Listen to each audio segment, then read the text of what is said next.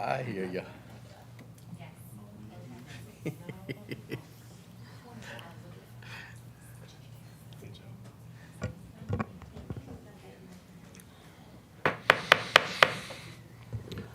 I'd like to welcome everybody to the August Amherst County School Board meeting.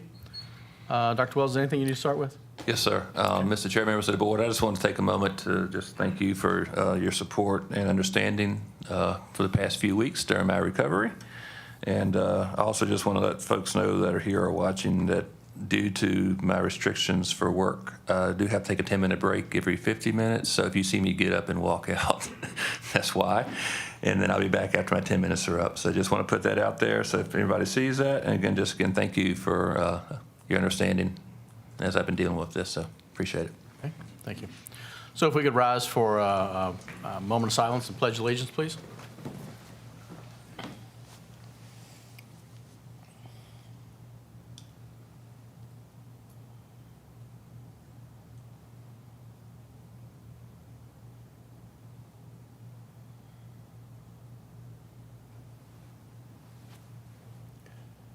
I pledge allegiance to the flag of the United States of America and to the republic for which it stands, one nation, under God, indivisible, with liberty and justice for all.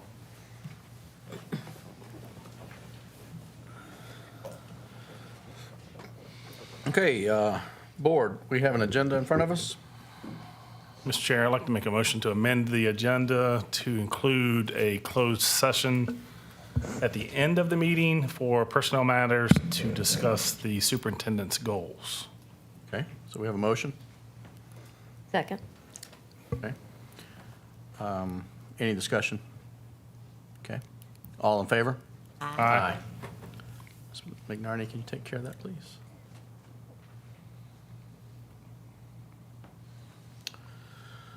So, You have to move. oh, sure, sorry.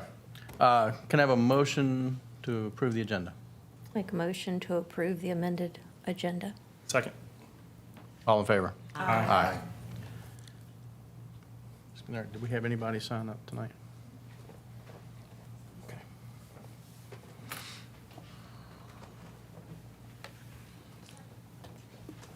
Okay. So we currently have no one signed up to speak at this first public comment time. Is there anyone from the audience who would like to approach the board? If so, step forward and state your name. Okay. Well, I'm seeing none, so we're going to move on.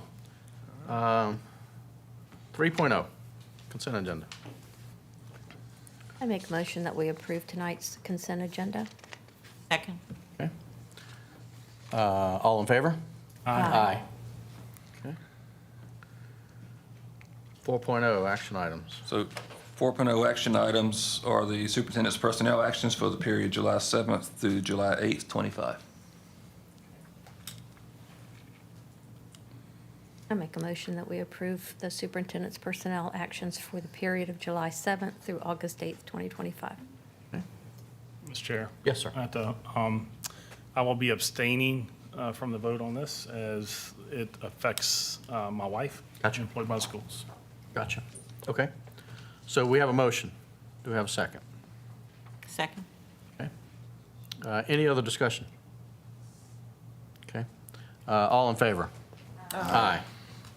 Any opposed? And one abstention. Okay. Thank you, sir. Okay. 4.02? 4.02 are the revisions to the policy manual, and the first set were the ones that didn't have any changes from the VSBA. Yes, they did that change last month. So, but I know I received an email from Mrs. Thompson regarding possibility of pulling some of these. So, Ms. Thompson, I'll just. Oh, thank you. Board, there were within this particular 4.01, No, 2? 4.02. 4.02, thank you. Okay, just make sure we got it. I was looking at GCL, which I believe falls in this category, and it removes a delay, or it adds a delay of offering high-quality IEP training.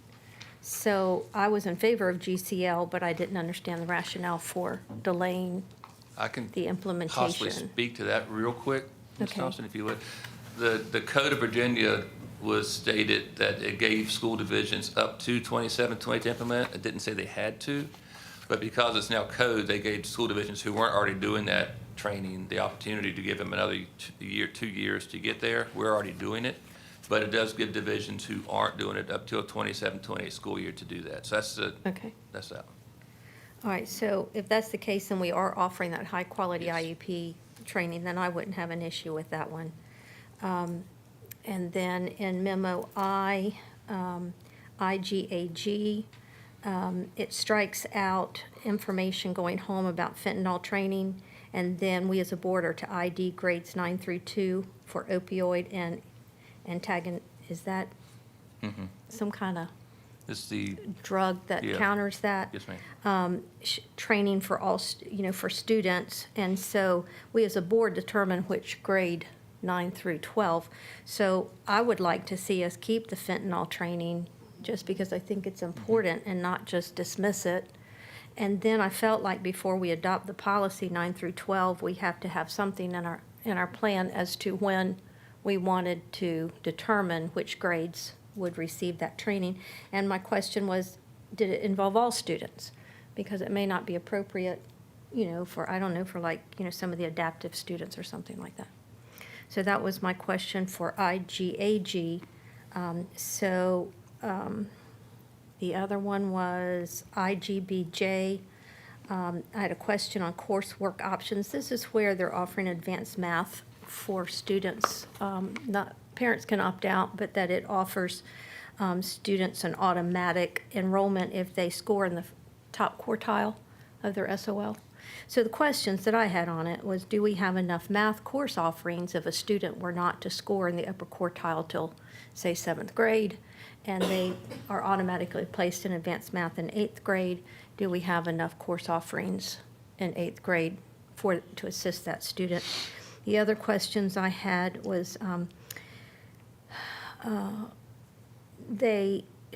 are there any supports that we will be offering that's in addition to the current supports we have? Are there any exit strategies? I know a parent can opt a student out, but I didn't see anything that expressed listening to student voice on that. So I had those two questions. Policy KQ, it is about vendors, and it says that we as a board will verify a vendor's employers and certify in writing that they are of good character. This is about the felons. And I know there's another policy in here in which it asks us as a board to verify, like if we're hiring, a felon, that we would verify their character. And there's a whole list of qualifications they have to have, I'm not going to read them, but the fact that we have to know a vendor's employees enough to certify in writing concerned me. That I don't know how we would do that for KQ. And I believe E, F, and there was there was quite a few in J. JFCD, we as a board are supposed to discuss either option A or B for cases with firearms. Do we want all firearm cases or destructive devices to go to our disciplinary committee, or do we want the superintendent to preview that and determine if it comes to the board? It gave you two options. I just thought that was something we as a board needed to discuss. JFCI talks about supports for substance abuse. It's a new policy. My question was, what would that entail? What does supports mean? Would it involve finances? Is it time? Is it bringing in programs? So it was just very generic, which might be okay, but we definitely want to support substance abuse programs. But I just wanted to know what the reality looked like for that. JFCM was the cell phone policy, which is new. Ours is JFC-R2, which is our current cell phone policy. So I just needed clarification if these two were the same. And So- if they are we going to change JFC R2 to JFCM? So on that one, I can answer that one pretty quick. Okay. Since there was no, until the code changed, because originally it was just a governor's executive order, and then we did our regulation. When code changed this past year, it made it code. So we would go with JFCM and make our regulation JFCM-R, and just put this, our regulation supports the policy. So that policy is really what we're doing anyway. We just change our regulation from JFC-R2 to JFCM-R for the regulation to support that policy. Okay. So if we approve JFCM tonight, we were really approving the cell phone policy that we currently have. We'll just be changing the name. Yes, Okay. ma'am. That's what I thought, but I wasn't clear on it.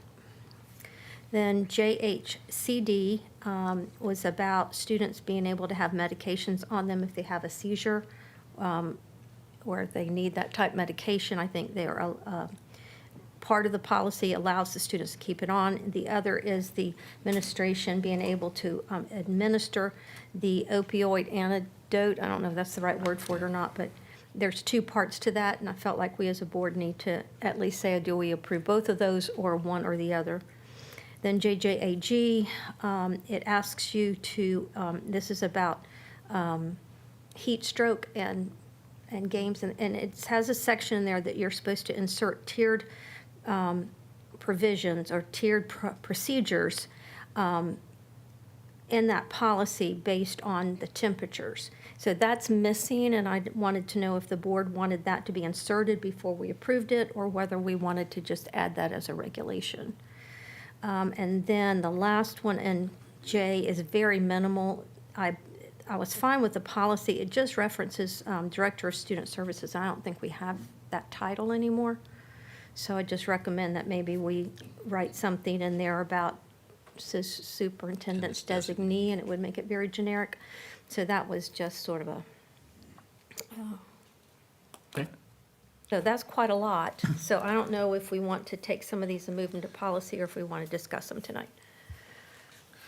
Could we have the policy committee meet on those to discuss those? I had, And, yeah, I was going to ask, Ms. Justice, you had some, did they Yeah. match, or was there? I had a few to add, but I did not have a list of the ones that, well, I did, but anyways. So for policy memo one, the GCL, that was one I had a question about. Policy memo two, I had several questions on those. So the ones that I personally would like to be seen sent to policy committee is the two or one in policy memo IL, and then in memo 3, the KQ to be pulled out, and then in memo EFJ, the JCJ, the JEG, the JHC, the JJAG, which was one that Ms. Thompson talked about, and the JRCA one, which was about student personal information. I think you listed GBEB, did you? No. Did you say no? Okay, so GBEB, GCB, the GCDA also talked about the moral turpitude and allowing for felons. GCE was talking about substitute teachers, and one of the things that wanted to change was about a substitute teacher could be a substitute teacher basically for the whole year without a contract versus prior to COVID, it was 90 days. I don't know if that benefits the teacher that's in that position or not. So that was one. GCL, GCPD. She mentioned IGAG. I believe our current policy requires that information to be passed out within the first 2 weeks. So I was like, I thought we should probably keep that. On our driver education one, IGAG, do we have hands-on in the car, behind the wheel instruction? We do? Yes. Okay, so that's what that applied to.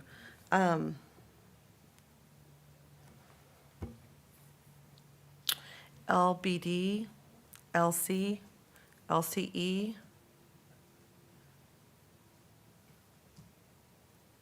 I think that's it.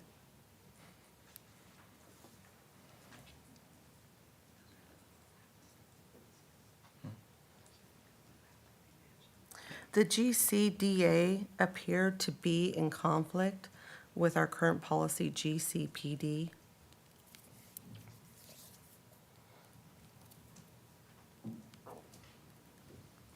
Okay. Do you have those?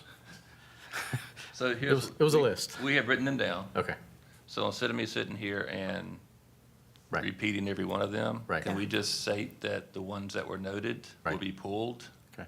Or do you want us to go through and say them all again for the motion? I say we can just say the ones that were mentioned by Ms. Thompson and Ms. Justice were pulled, and we will approve the Yeah, others. we can read them all if you like. The one question was GCL. I know Ms. Thompson, after I gave the explanation, said she was okay, but do you want to still pull that, or is that still? No, that was fine with me. If we want to keep GCL from my list and JFCM from my list, that's the cell phone one, I'm fine with that. Ms. Justice, you mentioned GCL as well. Are you okay with the explanation I gave Ms. Thompson for GCL? Yes. Okay, thank you. All right, so let me try it this way. So I'm going to do a motion that we approve the following, based on what was said. We approve JC, FEA, EBCD, EBBC, EBBA, EBB, EB, EBCB, FEA, JEC-R, JFCD, JFCI, and put the rest back to committee. JFCI was the last one you said. That one, I'd like some information on the You want supports. JFCI? Okay, so Mhm. strike JFCI from my motion.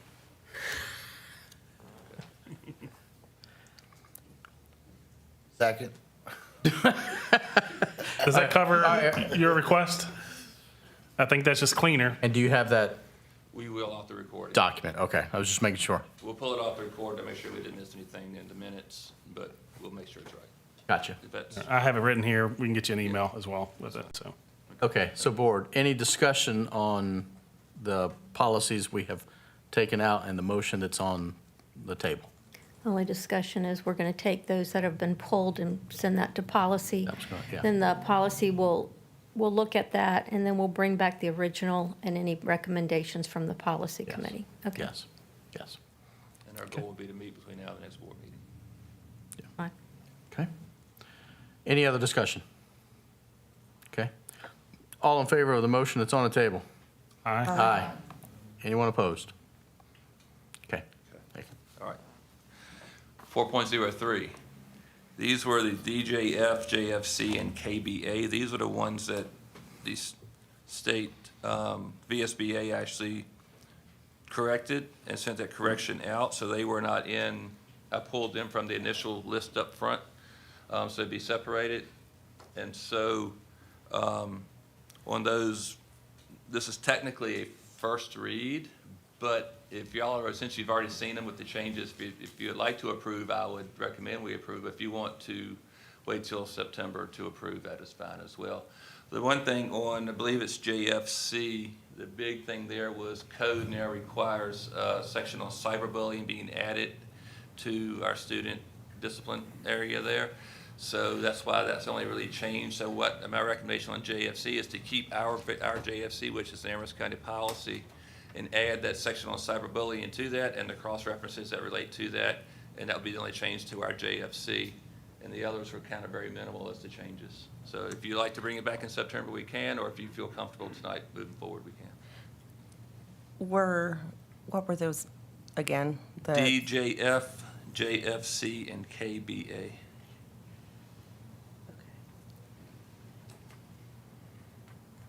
Board, what say you?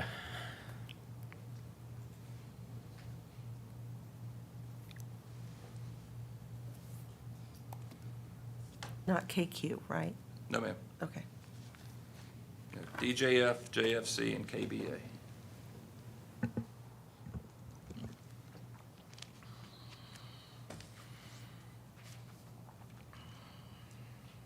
Ms. Thompson, Ms. Justice, are y'all okay with those? Then- Yeah, I was just making sure, but That they yes. weren't listed in. Yeah, I was making sure. I didn't have them on my list, but I would make a motion that we approve policy D, J, and K items that are in 4.03. Second. Okay, so we have a motion and a second. Any other discussion? Okay, all in favor? Aye. Aye. All right, thank you. The next policy, 4.04, is BDD. This is one you're required to update annually. The board has to approve annually. And it deals, I gotta read my notes here. Electronic participation in meetings for remote locations. So basically, it's giving you permission to participate remotely, but code requires it to be updated annually, and this is our chance to do that. I make a motion, we approve BDD. Second. Okay.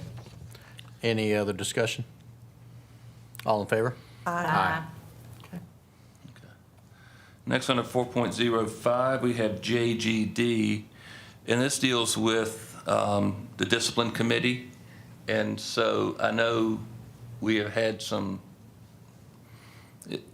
conversation about the discipline committee. So what we thought we'd put in here, and again, this is the first read, but what we looked at this would be that since with our vape, the THC vapes and things like that, which we've had several of, it occupies your time typically. If it's a first offense and they're not dealing or that type of stuff, they do the program and so forth.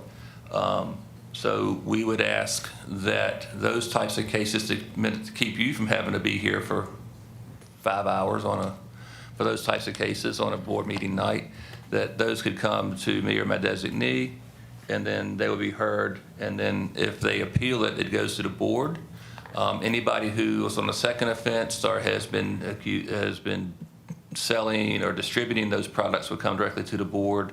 And any other drugs besides the THC, the CBD, and the alcohol would be to the board. So the only ones we're talking about are the THC vapes, the CBD vapes, and a possession of alcohol would come to us. Everything else will still go to the full board or to the committee for consideration. So that's the addition there. Again, this is first read, so if y'all feel free. If you feel comfortable moving forward, that's fine. If you want to bring it back next month, that's fine as well. And just to clear up, that hearing would look just like it did without the board members in there. So the parents would still be asked to come, the principal would be there, the students would be there, and that hearing would be just like it would be, if the board members were there. Mr. Chair? Yes, ma'am. I personally think our current process is better. I think especially with those first-time offenders, if coming before the board can help them understand the significance of this, don't do it a second time. I think that's well worth our time as board members, for me personally. Okay. And it also gives the opportunity to kind of keep our finger on the pulse, which I think at least for me as an individual board member, it's hard to kind of keep the finger on the pulse of what's happening in the schools. And so I appreciate that opportunity. Okay. Well, seeing as how this is a first read, if everybody could look at them, and we will, we can make recommendations to the policy committee and bring them back next month. Does that work? Mr. Chair? Yes, ma'am. Yeah, I'm not disagreeing. What was the rationale for changing it? So a lot of it is, I mean, did a board member say they didn't want to come? Well, And I don't need it's for them to very say they time consuming, didn't. but honestly, that's the way other divisions do it. I mean, they only come to on the serious ones, and so it's just a time consuming, and a lot of time it would give the opportunity for the scheduling to be a lot better. It's pretty rigid now. It's either this Thursday or the second, and so sometimes we get into a pinch with students missing more than 10 days. And that's why I've had to move some around. And We always have to have them in the afternoon, and sometimes that's not as conducive for the parents. So I could have those meetings for those parents at any time during the day or evening, and it would be a little bit more conducive, and then for those first offenses. So, but as Dr. Wells said, any of those more serious ones, I mean, would come to you as a board. But have we not met our 10-day obligation the best we could? We have been. We have. I mean, there are I some mean, I know times- when you ask me, I try Yeah. when it's my turn. Sometimes it just requires, I'm not argumentative, I just want to clear the air. yeah, sometimes it requires you to have to jump through hoops of schedules. If we have some of those events where the board meeting is today and somebody does something tomorrow, then we don't meet again until next month. So we have to try to get you in for a meeting to do the discipline. But again, it's your schedule, so it was brought forward. We thought we'd bring it to you. And so again, take your time to consider it. And then if it's nothing saying we have to do it, but again, we just want to bring it forward as an option. Yeah. Harry? Yes, sir. And I guess if we could drop out the 3 board members for the first offense, what if we don't completely drop out 3 board members? Maybe it would be easier and more flexible if just 1 board member shows up. Just an option. You know, if just 1 board member has to show up, and then maybe the scheduling conflict might resolve itself there, because 1 out of 7 might be a little bit easier to schedule than 3 out of 7. You know, that might be an option, and we can continue to discuss. And that could be that the 1 board member is still optional, like if nobody's able to attend or you can't get anybody. Correct. That we're not shoehorned into a certain number. I mean, But it's only on the first offenses, the ones that are Correct. called out. Yeah. Right. You know, the one that the member said in last week, that would have been one where I would have required or requested 3. Right. again, my recommendation would be for the board to take time this month to discuss since there seems to be some need to do that, and y'all can, as a board, and we can bring it to the committee, or you can give any recommendations to the committee, and then we can move forward and bring it back to you in September. When do you, if you guys can let me know when the policy committee is going to meet, I'd like to have everybody send me a quick email. Thumbs up, thumbs down, changes, whatever. I'll compile that, get it to Dr. Wells for the policy committee to hash over during the meeting, and then we can be ready for next month. Who was it? I'm sorry, Mr. Chair. Yes, ma'am. What policy committee? Those who look at these things Yeah, already? yes, ma'am. I mean, what would that solve? Well, we can take what's already proposed, Yeah. write our discussion down as to what we, Oh, I get it. Send what it. you think, what I think, when Dr., Yeah, I get it. and then we will send those, I'll put them all together, and this is the consensus of the board. Yeah, we had 5 members think this way and 2 this way, or whichever direction it ends up going, and that way we get a good consensus and we know that's the flavor of the board. Okay? Does that make sense? Gotcha. Okay. But if somebody could just let me know when they think that policy I'll- committee will be, We will get with Ms. Thompson, Ms. Justice, to find a date that works. Yes, and- that's fine. And do that. that's fine. All right. So, may I ask a question? Yes, sir. So, Mr. Oden, so these are the hearings where we follow a standard protocol as far as the outcome for those first offenses? Under normal circumstances. Normal unless there's circumstances. extenuating, yes, sir. Where Okay. they are pretty much, placed in the Horizon program, and that was the other reason for, doing this, so that it's not, Right, so time consuming for you for something that we're, not to say that that's, they're all going that same box, but right, so what would be the benefit of having board members in those meetings if it's a standard protocol, the outcome's already, I don't want to say predetermined, but if you're following the same standard for each of those cases, what would be the benefit of taking 3 board members and have them? Well, it's your participate? time. I mean, it's, each board member has a time to review the grades and things like that. That's basically what I would be doing in that case. I would be acting like, I would discuss their grades. I would talk about other disciplines. So But- again, I would handle that. But the benefit for you, I think, that historically has been the board has been able to, the members have been able to talk to families, ask questions, find out what's going on in the families. Right. I think that's where the board has come in, wanting to be engaged in these situations. So I think that's that part of it. But on the other side of it, you have the other aspects that are there as well, so. Good. Thank you. I don't have a negative issue with by no means, but tried this some years ago, and then all the parents did was say, we want a board member. Okay. So, I mean, I'm just saying, just want to throw that out there. I understand it's a simple cases, if there's a such thing as a simple case of discipline, I don't think so, but I know what you mean, but. Yes, ma'am. The reason we had to back this up, and I don't want to be because I'm old, but we backed it up because parents would say, well, I want a board member involved. And so all we had to do then, you'd have to call us anyhow. But, like we said, we'd send it to policy and then come back with, I'm just throwing Right. that out there. And again, not that we have to do what everyone else does, but usually the other divisions have I a know. policy committee, and that's, that doesn't go to the board unless it's something serious Okay. or more serious. Okay. Ms. Terry? Yes, sir. In our discipline policy, as it's written now, any offense that's 365 requires Correct. 3 board members. Yes. So the first offense is still a 365 offense, so we're going to be modifying that policy. So Yes, sir. we want to make sure we do it right. So Correct. we're not doing it over. Correct. Correct. Okay. Good discussion, board. Anything else? Mr. Chair? Yes, ma'am. As Mr. Rossi was referencing that what our current policy says, one thought that comes to mind is that the perception may be a softening of response to the first offense. Because if the board decides to change it, that a 365 for a first offense doesn't go before the board. To me, that could be perceived as reducing the seriousness of that.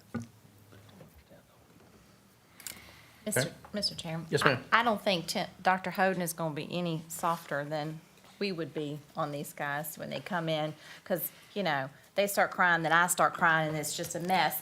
So I really think that, for me, if it's standard, I'm okay. I trust Dr. Hoden's opinion. He's doing this all the time. That would be my opinion. Well, it would be things that are, all fit in that same bucket. All, when we're done, have the same outcome. And, and if we chose as a board, if we wanted to say that, we would have one member there, or option of having one or more members there, or, for flexibility's sake. So for ones that, people who are available and they want to attend because of, for whatever reason, they could. But think it over, send me a little something, and when the policy committee meets, I'll make sure I've gotten something to them as the preference of the board. Okay? Thank you very much. Thank you. Thank you. So next we have instruction. We have 5.01. Turn it over to Mr. Neighbors. Good evening, Mr. Chair, members of the board. I'm going to start by inviting Mr. Maddox and Mr. Presnell up to the podium. Our first item this evening, they've prepared a series of presentations for the board relative to our CTE programming. We wanted to provide an overview of current state of CTE, so to speak, as well as talk about some long-range planning and programming goals. So, Mr. Maddox, Mr. Presnell. Right. Got it. All right, so first, Mr. Chair, members of the board, Shannon and I really want to thank you, along with the division staff and our amazing CTE instructors, our community partners, and businesses for all the support you've given our programs. Shannon and I often, when we are at the other directors' meetings and folks come up and they say, well, how is CTE supported, in your division? So, I tell them we have a board that understands and sees the value of the CTE programs. We have the superintendent who was supervisor of CTE. We have assistant superintendent that was supervisor of CTE. So, and we have a staff that's second to none. We have great students, so we're just blessed. We really are, and it's not this way at a lot of divisions, I can tell you that. So just wanted to thank you guys and thank everybody. So this evening, we're going to share with you where Amherst County Public Schools stands as far as our career and technical education programs. We're going to talk about career awareness, our current offerings, and then some future plans and where we would like to see our programs go. So I'm going to start off and let Mr. Presnell talk about our K through 12 career awareness programs. First, I'd like to thank the board for allowing me to present this tonight and reiterate what Mr. Maddox said. We have unbelievable support, and we can't thank Dr. Wells and Dr. Hoden, Mr. Neighbors, and everyone else involved throughout the buildings for the support we receive. It's very nice to go to the elementary schools, middle schools, high school, and see smiling faces every time we come in the door. So I do want to talk about our career awareness program. The whole goal is to start our youngest learners on being life ready. We want our students to graduate ready for that next step of life. And I get really excited about it. Ms. Saunders knows that. So we have, 3 basic phases. There is a program for K through 5 that concentrates on career awareness. Grades 6 through 8 in the middle school, it's more investigative, digging a little bit deeper, investigating and being curious about these different pathways, the different occupations that are out there, and the relevance to the core area instruction. In 9 through 12, we immerse our students into different pathways and different occupations through our CTE courses, through work-based learning opportunities, through dual enrollment programs. So just to give you a little bit of information, K through 5, we use in our K through 2 elementary classes, we use Virginia Career View, which is supported and linked to Virginia Career Wizard, which is approved as a program to be used by VDOE. Virginia Career View is very interactive, very animated, and it gives a great overview of what careers actually are, what a farmer does. Very interactive. I'm in classrooms all of the time watching these students learn about these different careers and what they actually are. Our ITRTs, can't thank Ms. Moore and Ms. Howell enough for what they do. Our school counselors, they participate, our administrators, our teachers. We try to get all the stakeholders involved. So, in also 2 through 5, we kind of overlap in. Oh, sorry. In 2 through 5, we use an overlap of Virginia Career View and Virginia Career Wizard. I didn't realize my voice was that low. Virginia Career Wizard. Virginia Career Wizard, of course, is supported by the state. We use that as interactive activities that we feel are more appropriate for grades 3 through 5. There are a few for grades 2, just looking at what the students are accomplishing. But basically in elementary school, we want to expose these students to what careers are, what occupations are out there, what these people do, what does a farmer do, what different types of farming are there. We want to make it fun for them. We want to expose them to the skills that are needed for these occupations. We want to look at what their interests are through interest inventories and things of that nature. And we do want it to be age appropriate. Elementary students, we want them to have fun with it. We want them to learn at the same time. We do have guest demonstrations. We'll have AEP, co-op, extension agents, they'll come in. AEPs come in with simulations on how people, line workers climb poles. We have the Amherst County Fire Departments. They've came plenty of times to career fairs and demonstrated what they do in their jobs. And students really love to see the demonstrations. Throughout their Virginia Career Wizard activities, it culminates in an academic and career plan portfolio, and I have a redacted one right there. The academic career plan portfolio, while they're going through their activities in Virginia Career Wizard in grades 3 through 5, it automatically populates this. The students don't have to go in and actually enter all this information. It automatically populates. At the end of 5th grade, these are all printed out and put into their permanent records in Section 4. It's the very first thing in Section 4.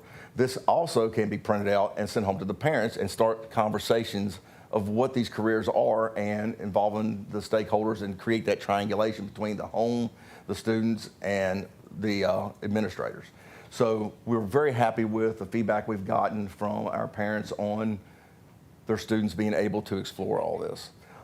We also have our CTE career awareness bus that Mr. Maddox is going to talk about a little bit later. And if I believe all of you have seen demonstrations of what we do with that, you can tell the students enjoy it. We really enjoy it. It's a very fluid thing that we're always adding things to.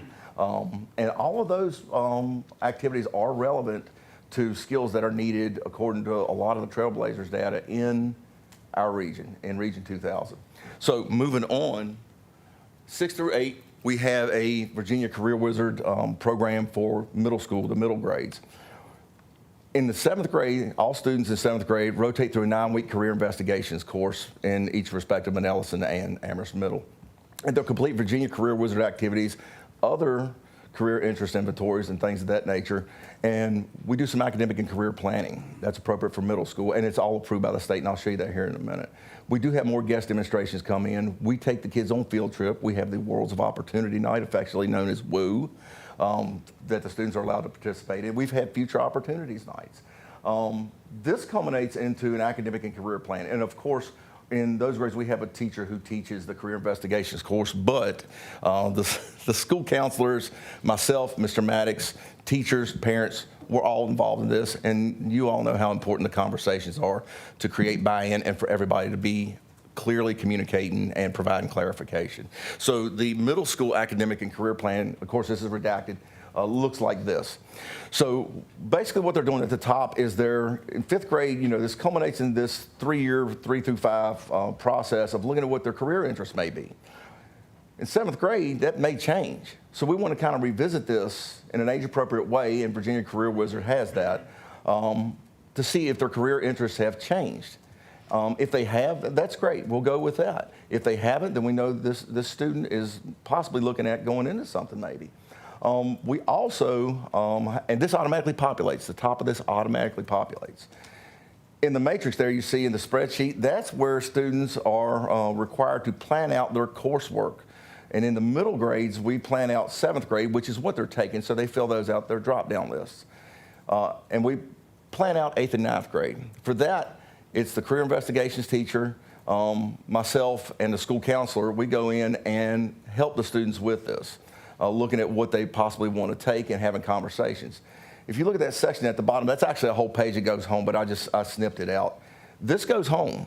All right, this is required to go home. I keep electronic copies of it. This goes home to a parent, needs to be signed by a parent and by either a school counselor or I believe it says a school designee up there, the school representative. So once this comes back, we can start having those conversations. Of course, the student and the parent can have their conversations at home, which is unbelievably important to have. And then we can come back and again make that homeschool connection. So, which is unbelievably important.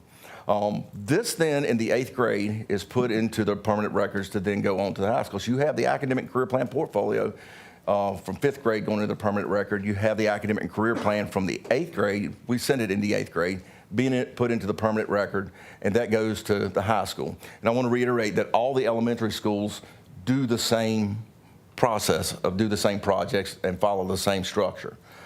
So we're sending the exact same things. The kids have been through the same thing to each respective middle school. Both middle schools do the exact same, have the exact same structure as well. So we're sending the exact same things to the high school. So we're providing consistency there. So in our 9 through 12, again, there is a high school Virginia Career Wizard activity program for grades 9 through 12. We continue on with the academic and career planning in a more intense way. We're looking at what are your post-secondary plans? Is that work? Is that the military? Is that a certification program, community college, four-year university? What would you like to go into? We have guest demonstrations dependent on interests. We have a very, very, very, very vibrant and close relationship with our business and industry partners in the region. And they are more than gracious to come and give demonstrations to our students, talk with them. They invite us. We have an unbelievable partnership with Hickey Electric and Mechanical. So we're going to keep building those relationships. We also take them on a lot of field trips as well. Of course, we have our JVG program where we take a lot of field trips, and that's a great grant from the state. But we also have an academic career plan. In the 9th grade, we're going to review what was sent in 8th grade. And again, see if there's a change in interest from the 8th grade until the 9th grade. Once we do that, we're going to look at and I'll flip back and forth. We'll project their courses. You can see it looks the same as the middle school, but we look to see how their interests have changed or have they not changed. So we're going to project out their courses according to their interests, and this gives a chance to look at graduation requirements in a lot of other areas too, all the way from 10th to 12th grade. So we may have to go back to 9th grade and look at if a kid has changed their interests, then we'll go back and redo their schedule to accommodate what they're wanting to go into as closely as we can. Again, this goes home and needs to be signed by a parent and then come back and signed by a school representative or school counselor with a date. Every time we make an edit to this, it's reprinted out and sent home. So the parents know exactly what is going on and we know what's going on, and it creates that cohesiveness. But going back, our work-based learning program ties into this as well. And I have numbers.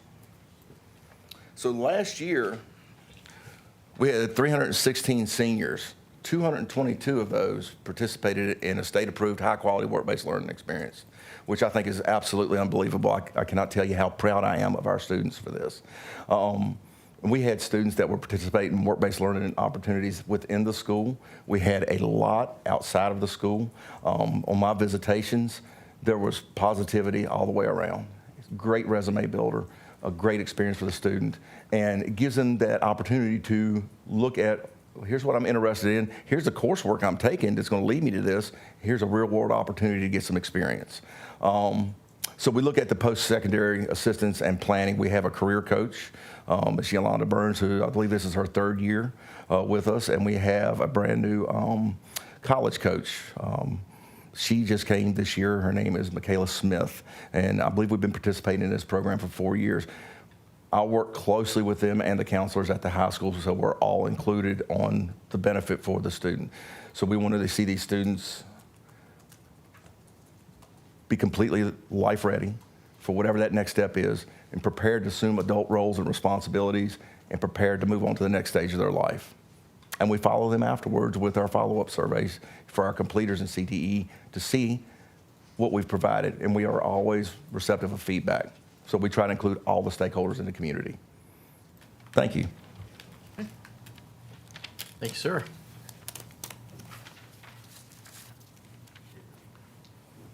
You was on a roll. I was just going to let you go. It's, yes, that one. Here's your clicker. You want me to click for you? I got it. Okay. I'll try. All right, so you're going to be able to bring that up? Okay. So first, we want to talk about our current program. Turn your mic around just a minute. I'm not over there. I'm going to be over here, so. So yeah, these are our current programs. With this chart, it shows every program we have at the high school includes the programs that are offered at the CTE Academy. The link should work. I hope they all work. You should have access to it. It takes you directly to the CTE resource site, which will show you that here in a little bit, and actually gives you the description. You can see what competencies, and this is available out there to the public. It's not, but our teachers and our students use this a lot. Our counselors do, to make sure, you know, when a student's taking a class, they understand, you know, what the class is about. So, and you also see in there, and I'll talk about that a little bit later, where some things say, when we're getting ready to do the program of studies, like that's coming up here pretty quick, sometimes in our program of studies, it says depending VDOE approval.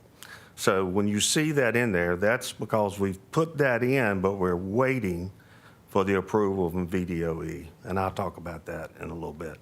Down at the bottom, we also have a tab for our middle school programs, and that's the programs we offer there and what schools they're offered at, okay? So, next.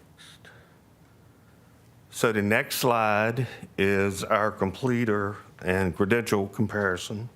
So the data shows many our students have completed programs and how many have earned industry recognized credentials. And the credentials that we give are from the VDOE approved credential list, which they're in the process of revamping that now. And hopefully we'll get the new list here pretty quick.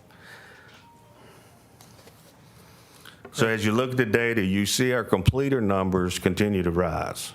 So we're doing a good job getting that through. But You also see that students' passing credentials is dropping. It's decreasing. Now, I want to point out that 400 and some credentials, that's the year after we had COVID. So students that were in the ARA did not complete credentials. So that year, we doubled up on credentials because when they were virtual, they didn't get to complete the credentials. So that's why that 400, you see that. That's 2 years. Because those students came back that year, we had to give them a credential. So we doubled up the credentials that year. So I think our students are having a hard time passing tests and exams. We see that in our other assessment data. Credential passing rates are trending downward, and that is not acceptable for us. So we have already talked with our instructors. We're going to provide supports to our students and our instructors, whether it's going to be study materials, practice tests, small group sessions, whatever we need to do to get the students back on track. I mean, this is a key measure for us. The credentials are a direct pathway into businesses and give our students a better chance of landing jobs and stuff when they get out of school. Greg, can I ask you a question on that? Yes, sir. So looking at 23, 24, so about 330 students credentialed, right? So how many students attempted? So like, what was our pass rate for that? So usually pass rates are given, it depends on the credential, and I can get your report on the different pass rates per credential and per class that we give. But usually we're around 400, 450 credentials that we give. With the WISE test is our test that all the sophomores take with econ and personal finance. But then 20% are failing. Right. And I mean, some programs are worse than others. You know, some programs, pass rates are tough. I can tell you with our cybersecurity and the CompTIA test, and, you know, Network Plus and all those things, they're tough tests. Yeah. So, but we're having those discussions. We're trying to work with some businesses and team up with them. We did that a few years ago with ITG, with our cyber kids, and it was very successful just getting them.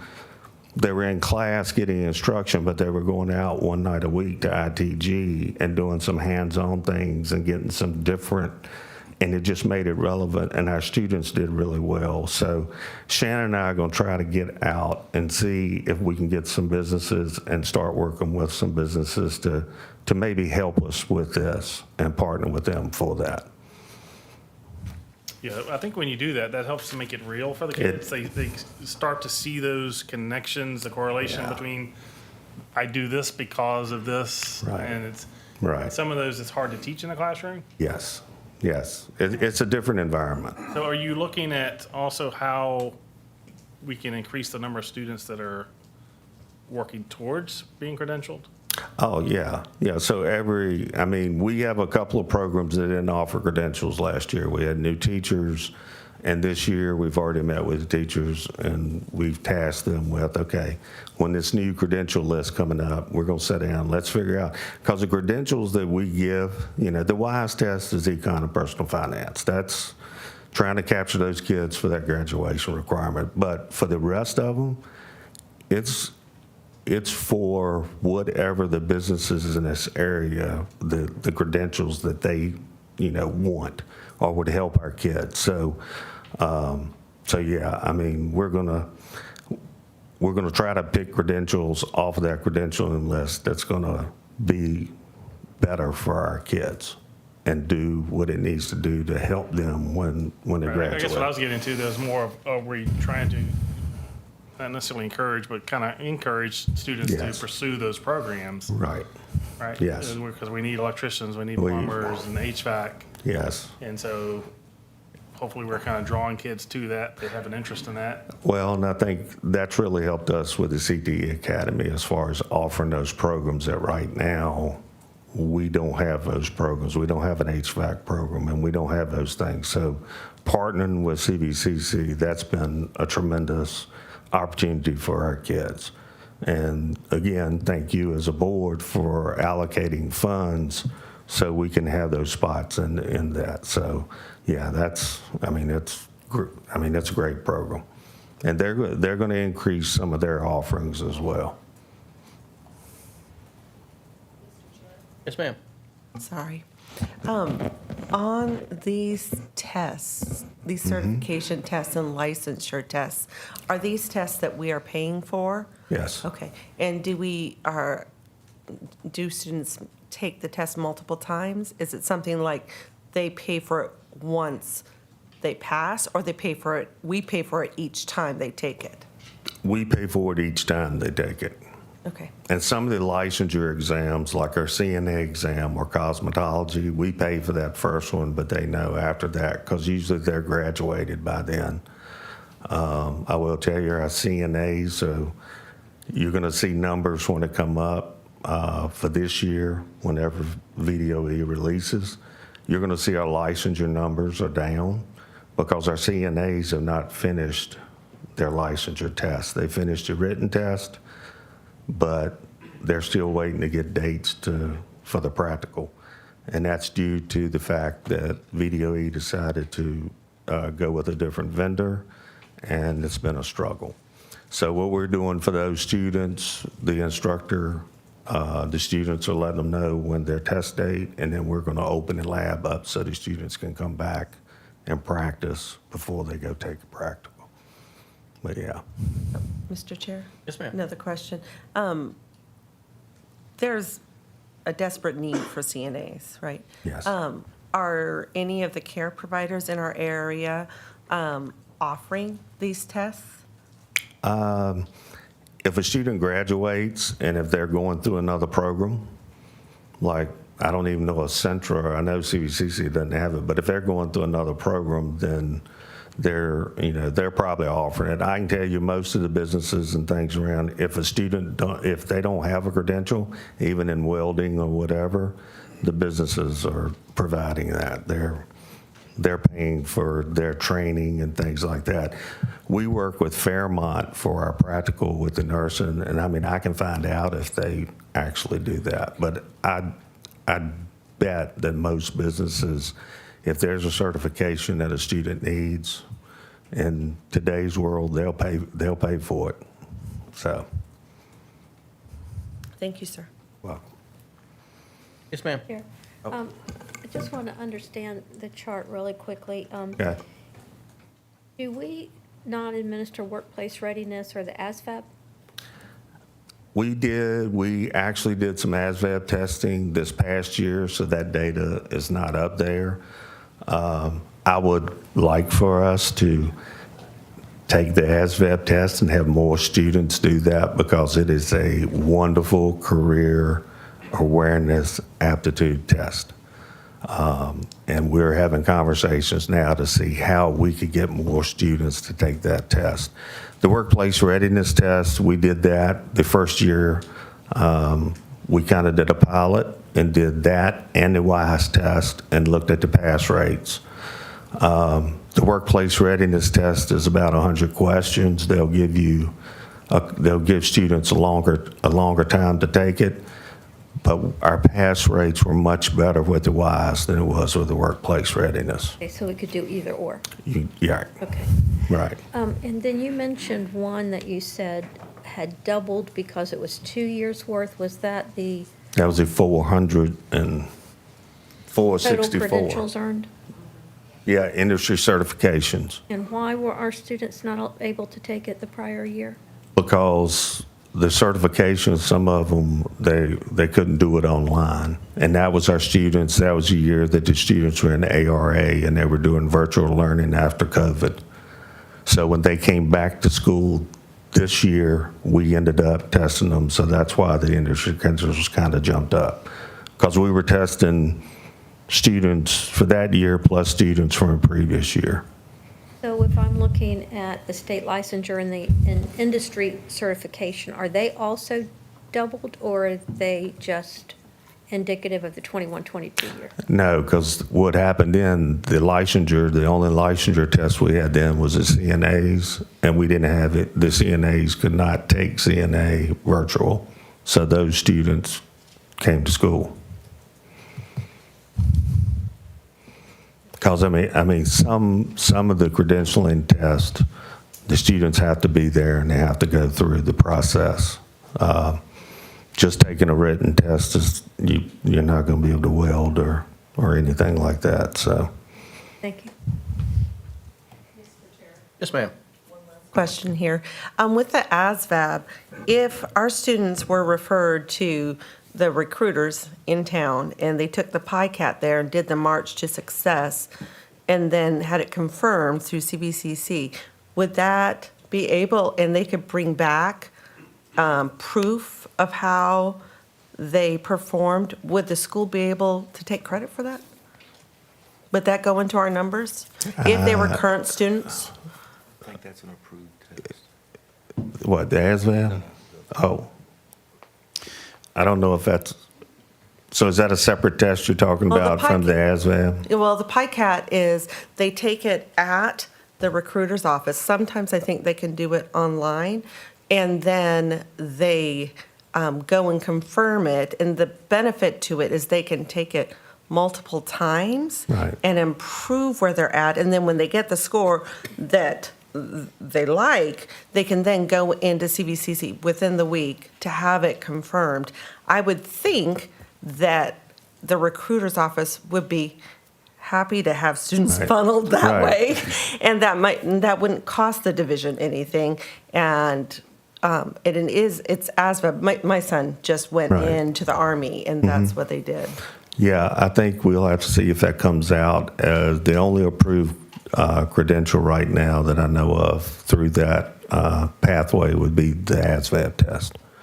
I would recommend reaching out because I think Okay. that is an ASVAB. The PICAT, I think, Is that- is a is part of that- that. Yeah, Is that okay? yeah, Because yeah.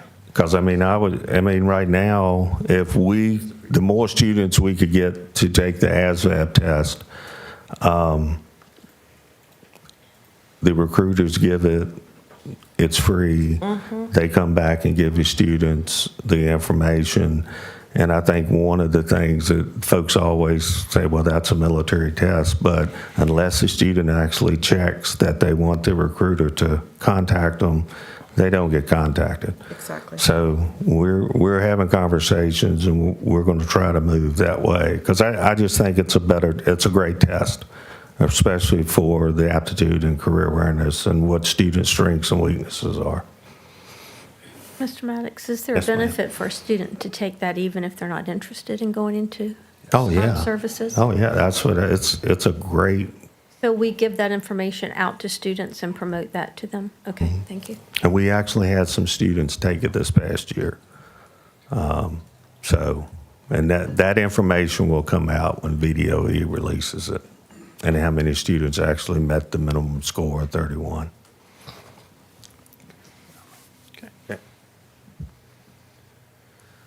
So, new course approval.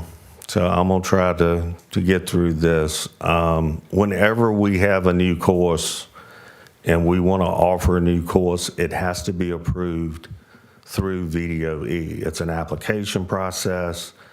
VDOE reviews the application. It has to be associated with your local workforce. You have to have a qualified teacher, all of these different things. Are we able to pull that up? And I'm not going to go through this whole thing, but it is, you have to provide, are you going to have a sequence? Is it going to be a course sequence where there can be completers? What the sequence will be, what year you're going to implement. You have to go through and pull data from the Trailblazers to pull all the workforce data to back up the need, plus there's student interest surveys where sometimes we'll do a survey, or sometimes we actually put those courses in the program of study pending VDOE, and then when I get the course request from the students, I send the course request. And then we're also required to send like any job descriptions, any jobs out there in your area. So I usually go on an Indeed and copy a bunch, 18, 20 pages worth, and that goes along with the application. So it's a little different process than just adding a regular course for us.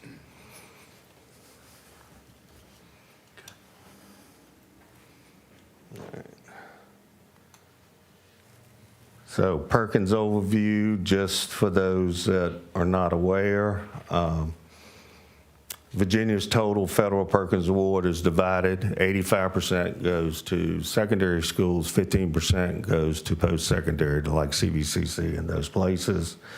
Secondary share is split school divisions. It's based on 70% on poverty measures and then 30% on our CTE enrollments. And VDOE keeps 1.6% at state for competitions and work-based learning.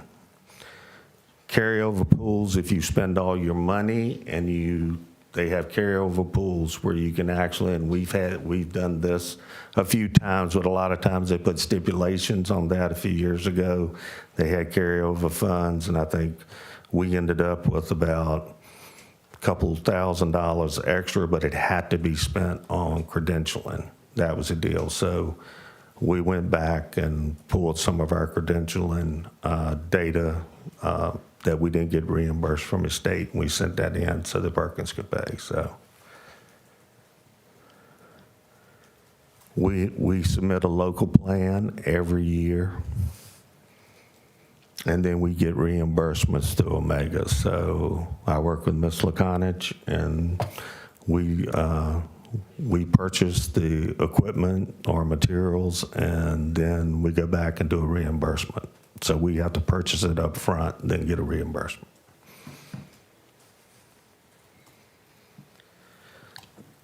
This is just some state reporting. We have a lot of reports that are due throughout the year for CTE, and Mr. Kevin Harrison helps with all this data, but just gives you an idea of the different reports and the different things that we do with CTE and when they're due. I think Kevin has all the reports under left. You can go down and you can put course names or course numbers in, and it'll actually bring up the courses that are available. And you can actually look at the courses by career cluster. So the courses that are here are the courses that are available for us to apply to get permission to have those courses in our schools.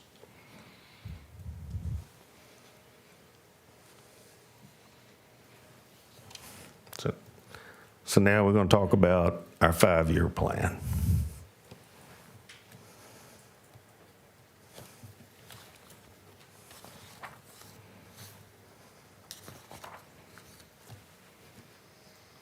Okay, so Mr. President and I worked on this because we talk about it all the time, but a lot of times this is the first time we kind of put it all on paper because we have all these ideas jumping in our head and what we want to do. So this was a good activity for us. Keep us straight.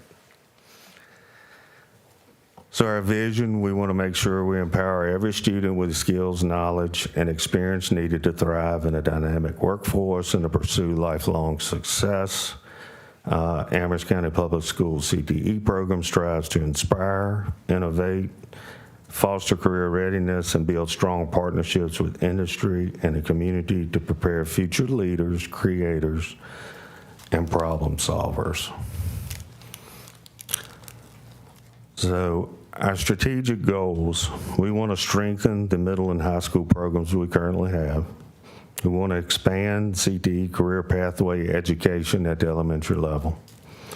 We want to establish new middle school CTE program, hands-on, maybe working with the modules that we have on the bus and creating a class where we get the students excited with the bus at the elementary level, but then when we get to middle school, we don't have a program there where they can spend more time with a welder or with a robot or with a drone. So we would like, and we have no idea what we're going to call it or what program we're going to have to use, because we're going to have to figure it out and look at the state list and kind of compare and figure out how this fits. I know we could call it career investigations, but we'll have to do something with that.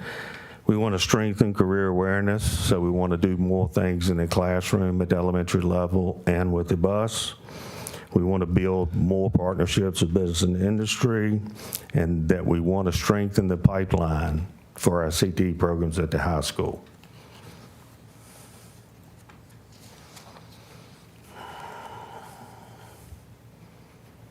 So middle and high school CTE programs. We always do this. Last year we always do an annual review, and that's usually a teacher reviewing their program, giving us feedback and reflecting on what's working, what's not. But last year, you all know, we went through our federal audit, so we didn't, that was our annual review. And I'll let you know, we have not received our report as of yet. As soon as we do, then we'll take time to make sure you know all the things that we got to go back and clean up for them and all that. But we do annual reviews, want to update equipment and facilities. We want to expand credentialing. We've already talked about that. But we only want to expand credentialing with the ones used by our local businesses, the ones that mean something, okay? Expand elementary career awareness programs. So we'd like to start by having a CTE career pathway instructor in each elementary school by 2030-31. Okay, that teacher would take the place of what our ITRTs, library and media, and they would be somebody in the building that's there every day. Our ITRTs now float. They're in a building one day, they move to another building, they have a rotation. This would put a teacher in front of those kids every day to not only do career awareness, but to do STEAM activities and to do some things that's along the career awareness side, but actually the kids would get something every day with that. Where now they're rotating, okay? We want to make sure we strengthen our career exploration curriculum. Mr. Presnell's always looking into different curriculums and different things we can do there. And we want to connect that instruction at elementary to the career clusters. Oh, what did I do?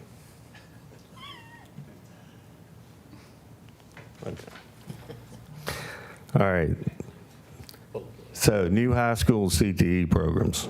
So now, this is just right now what we know for next year. It's not 5 years, and this is the only programs that we're going to try to offer. Okay, but I just wanted to put in here, these are two programs that we feel very confident. Of course, the agriculture program is already there. We're going to have the new ag lab, and that's going to be up and running by next year. Right, Dr. Hoden? Okay. So, and we already have a teacher in place that's going to take over that program. She's currently working in biology, and it's actually our ag teacher at the high school now. It's his sister, so that's going to be great.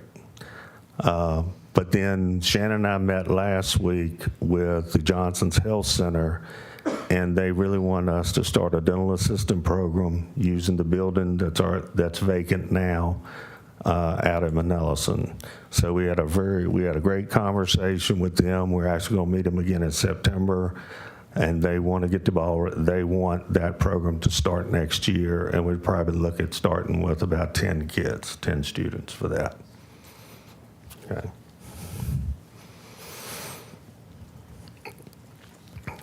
So, strengthen the career awareness, K through 12. We want to expand the bus activities. We've been doing a lot of things. We've been going to STEAM nights. It's not just going to the elementary schools. We've been going to the middle schools. Mr. Presnell, if you want to talk a little bit about the VSBA event, you can I'd be talk glad about to. that. So it was 3 weeks ago, Dr. McGinnis, that we went down there? Well, yeah, 2 or 3 weeks ago, that we were invited to showcase our CTE Career Awareness Bus at VSBA in Short Pump, and it was a huge hit. Huge hit. A lot of school systems. We've got a lot of people that are going to be requesting some PD days to come here and look at what we're doing with this. They loved it. They loved it. I was so glad to share that with Dr. McGinnis, Jeff Hilty from our transportation department, who so graciously drove for us and helped us out tremendously with the instruction. And my son went with us too, and I was so proud of him and how far he's come along, all thanks to the help from our CTE and high school, middle school, elementary. I can't thank our instructors enough for what they've done. Just watching that, that was a personal moment for me that I was proud of. But it was a huge hit. Everybody loved it, and they want to come see how we did it. And I told them we have unbelievable support from our school board, senior leadership, community members, all the stakeholders are supporting CTE as well as other educational opportunities. Really thank Dr. McGinnis too. The Amherst Express engineer, that's Dr. McGinnis. Okay, so along with that, we want to increase career weeks, guest speakers, industry tours, using more digital platforms like we use a Virginia Wizard, but a lot of the platforms we use on the bus, if we end up having a program at the middle school, those programs like the Z-Space program where students get into the health and medical sciences and they can dissect the human heart and they can do some of those things. Also with the auto tech feature where they can actually get in and take engines apart and do things. All of that, all of those are platforms for career awareness. So we want to increase those. We are increasing some of the things with the bus. We have CNC machines on the bus now. We're going to incorporate video media now on the bus. We bought our Mevos, so we'll have students going around and they'll actually be recording and running, and somebody will be doing the video and things like that, because all these programs and all the things that we have on the bus support our programs at the high school.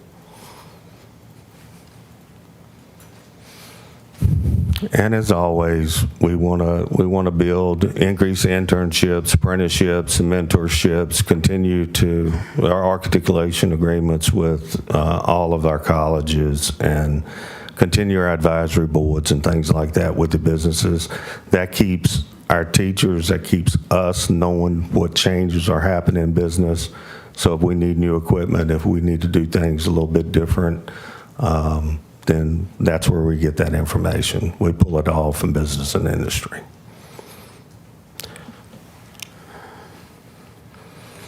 So with all that, we want to make sure we can strengthen our CTE pipeline, continue with the middle school pathways, expand CTE showcase events, and track student, progression into our high school programs. That's how we'll know if we're successful. So, implementation timeline. Now again, this is subject to change depending on resources and things, because if we had the resources and stuff, Mr. Presnell would start on this tomorrow, and we would take that 5 years and we could do it in 6 months. So, but what we're looking at is to hire 2 elementary career pathway instructors, pilot the middle school program that we talked about, and launch the ag and the dental assistant program, and that's for next year.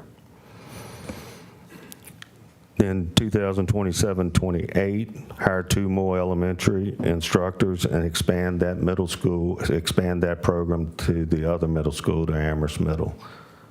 That'll give us a year to work through the curriculum and all that, plus to find an instructor. 28-29, complete elementary staffing, have the full middle school program in place.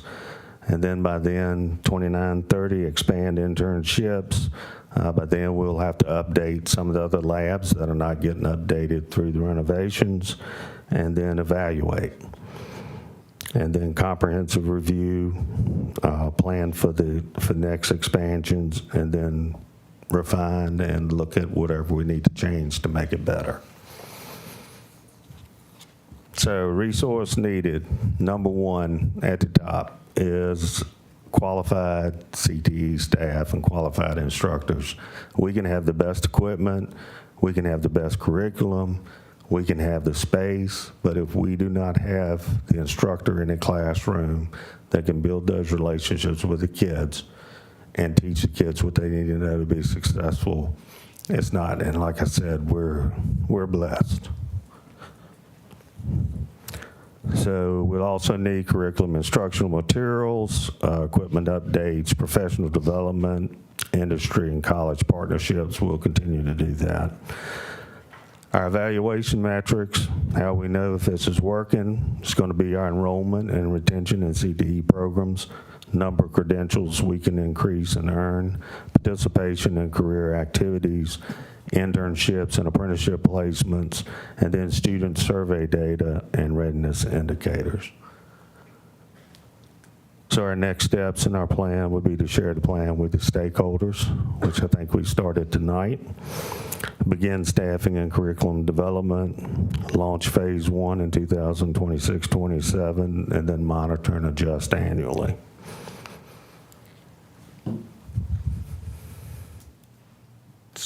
So in closing, we just want to prepare our students and get them ready for future success. And we think building the program from the bottom up and strengthening what we're doing at the elementary level, we have seen some success of that with the bus, but I think if we can expand that and then bring that into the middle schools, then we can really grow the programs that we have at the high school and introduce new programs as they come along. That's going to support our workforce. The workforce and what we have around here drives what we do. And any questions? I know that was a lot. Board, any questions? Yes, sir. All right, so I heard a lot about strengthening the pipeline to high school CTE pathways. Right.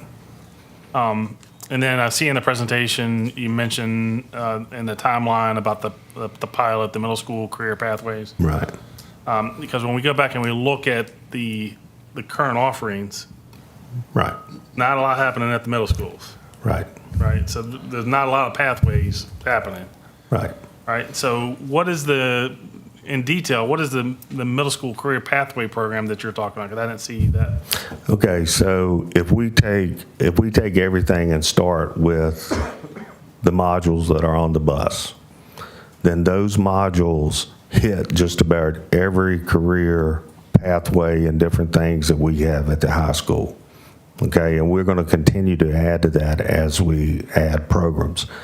So if we had a program similar to the old synergistics program where students would go in and they could pick the modules that they want to spend 3 weeks here, 3 weeks there. And they would rotate through. And they would rotate through them. That's what I'm talking about as far as a pilot, working with the current schedule. Now, not to say that if we wanted to get together and change the schedule altogether and try to offer more actual courses, because I know there are other divisions doing that, and Shannon and I want to investigate some of those things, some of those divisions as well.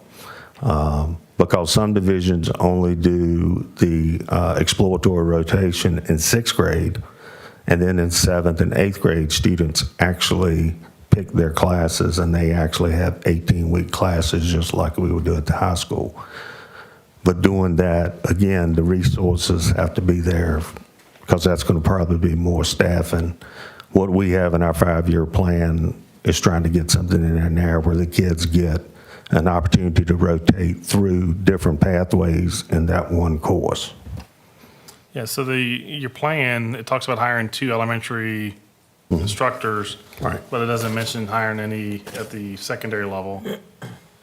You can't do it with the staffing you have today.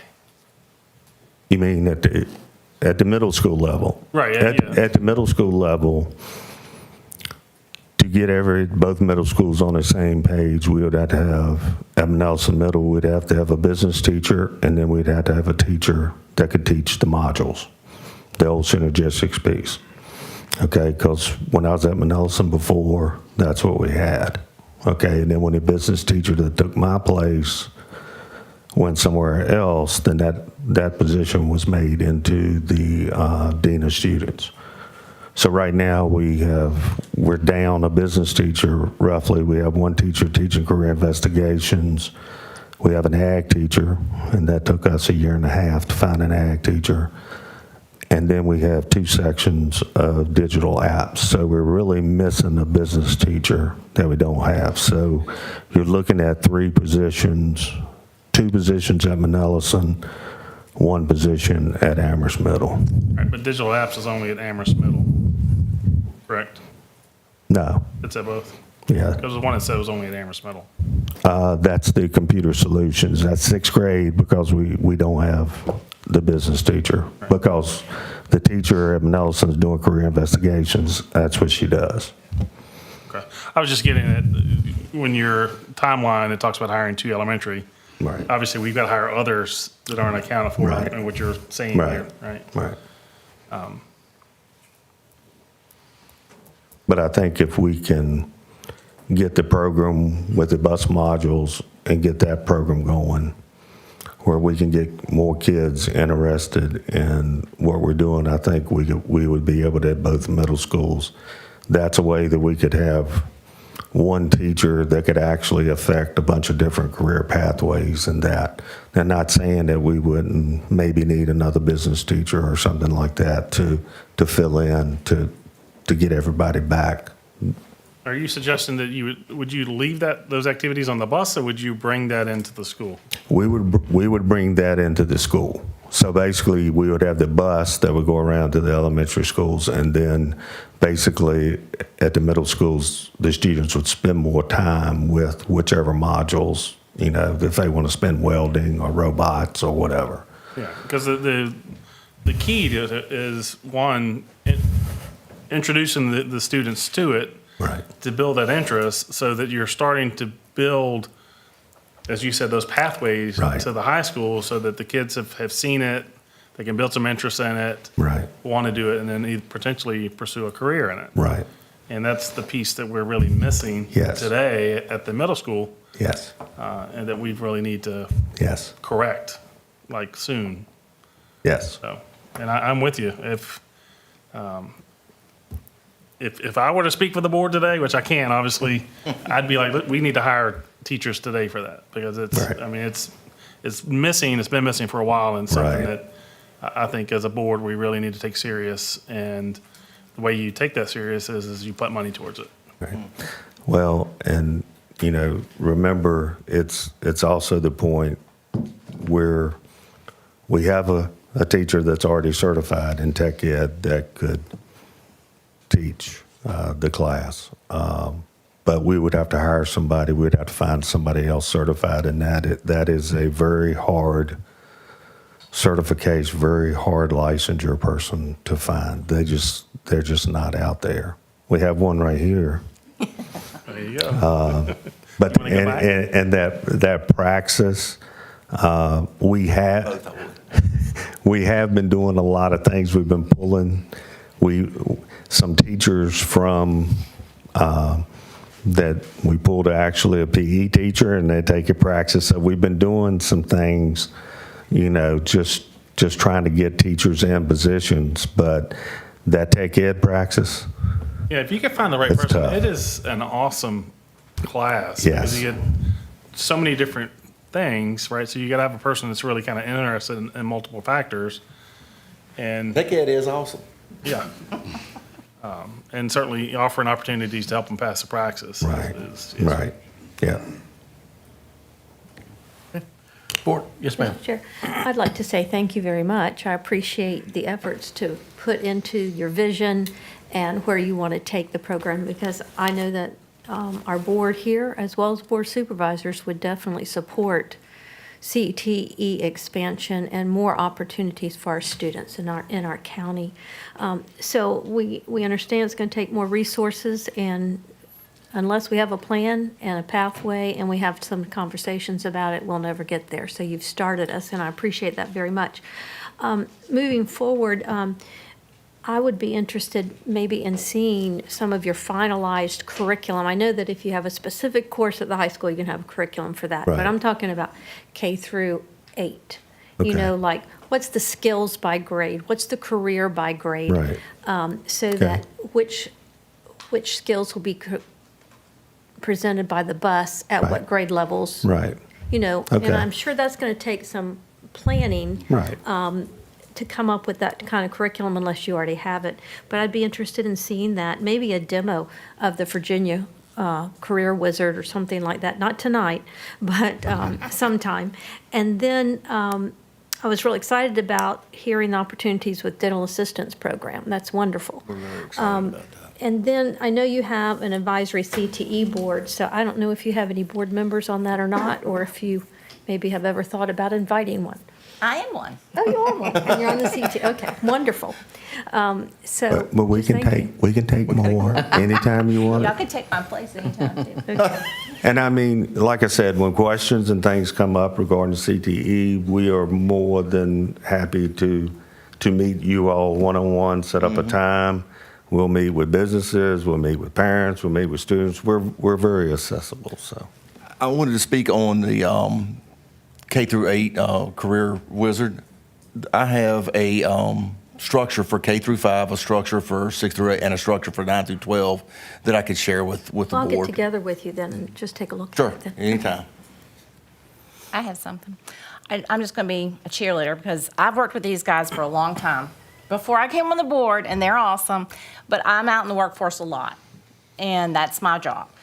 And I'm always hearing about how great these guys are, how great our high school kids are, and what a good job we're doing. And I would put our CTE people against anyone in this state. We have one of the best, because when I have an employer that says, we need X, and I call up Mr. Maddox and I said, hey, we need X. Well, let's get together and let's figure out how we're going to do it. So we have great businesses who are willing to work with us, and we have a great team here. So thank you all. Okay. Board, anyone else? Thank you, gentlemen. We'd just like to say we're so excited for our ag teacher to finally get in Ellison. Thank you, guys. Thanks, gentlemen. All right, moving on down the list. At your place, you have two pieces of information related to special education program monitoring. There's also a memo and board docs, that Ms. Holman was able to provide. So I want to provide a quick summary. Ms. Holman is also here to answer any questions the board may have. We did receive earlier in July our summary letter from the state with the monitoring that occurred with our special education programs last year, so in 24-25. Ultimately, the findings were very positive. So everything we self-reported to the state in December, that was the extent of the findings of the report. So every other piece of information they looked at, every other interview they held, every other thing that they did came back with no findings whatsoever. I do want to highlight for the board where it says 10 of 37 areas came back non-compliant. I want to put that in a little bit of context. So for roughly half of those, when we're thinking about the student records that were reviewed, it says 249. Each one of those student records consisted of at least 6 distinct documents, and all of those documents have multiple areas, even the most simple of which could have as many as 10 different areas that could involve some level of noncompliance. So in about half of the areas we were noncompliant, we had as many as 3 individual sections of individual documents that were found to not have checked a box, used the correct verbiage, something not right. So when we say noncompliance, we're talking about a very, very small representation, a clerical error in a lot of situations that was discovered by us as we were going through quite literally thousands and thousands and thousands of pages of documents. So I did want to put that in a little bit of context. Any noncompliance is not good. I certainly don't want the message to be anything other than that. But truly, what we found as we were going through is a testament to the work that our special education teachers do every day with a lot of possibility of noncompliance, a lot of things that can trip us up. They do an exceptional job of making sure that we are where we need to be and providing those services to students. The letter itself from the state, that summary gives a lot of detail in regards to those areas that is at your place. Certainly, as you are going forward and reviewing that, if you have any questions that we can answer, we're happy to. But again, Ms. Holman is here this evening as well if the board has any questions for us tonight. Okay.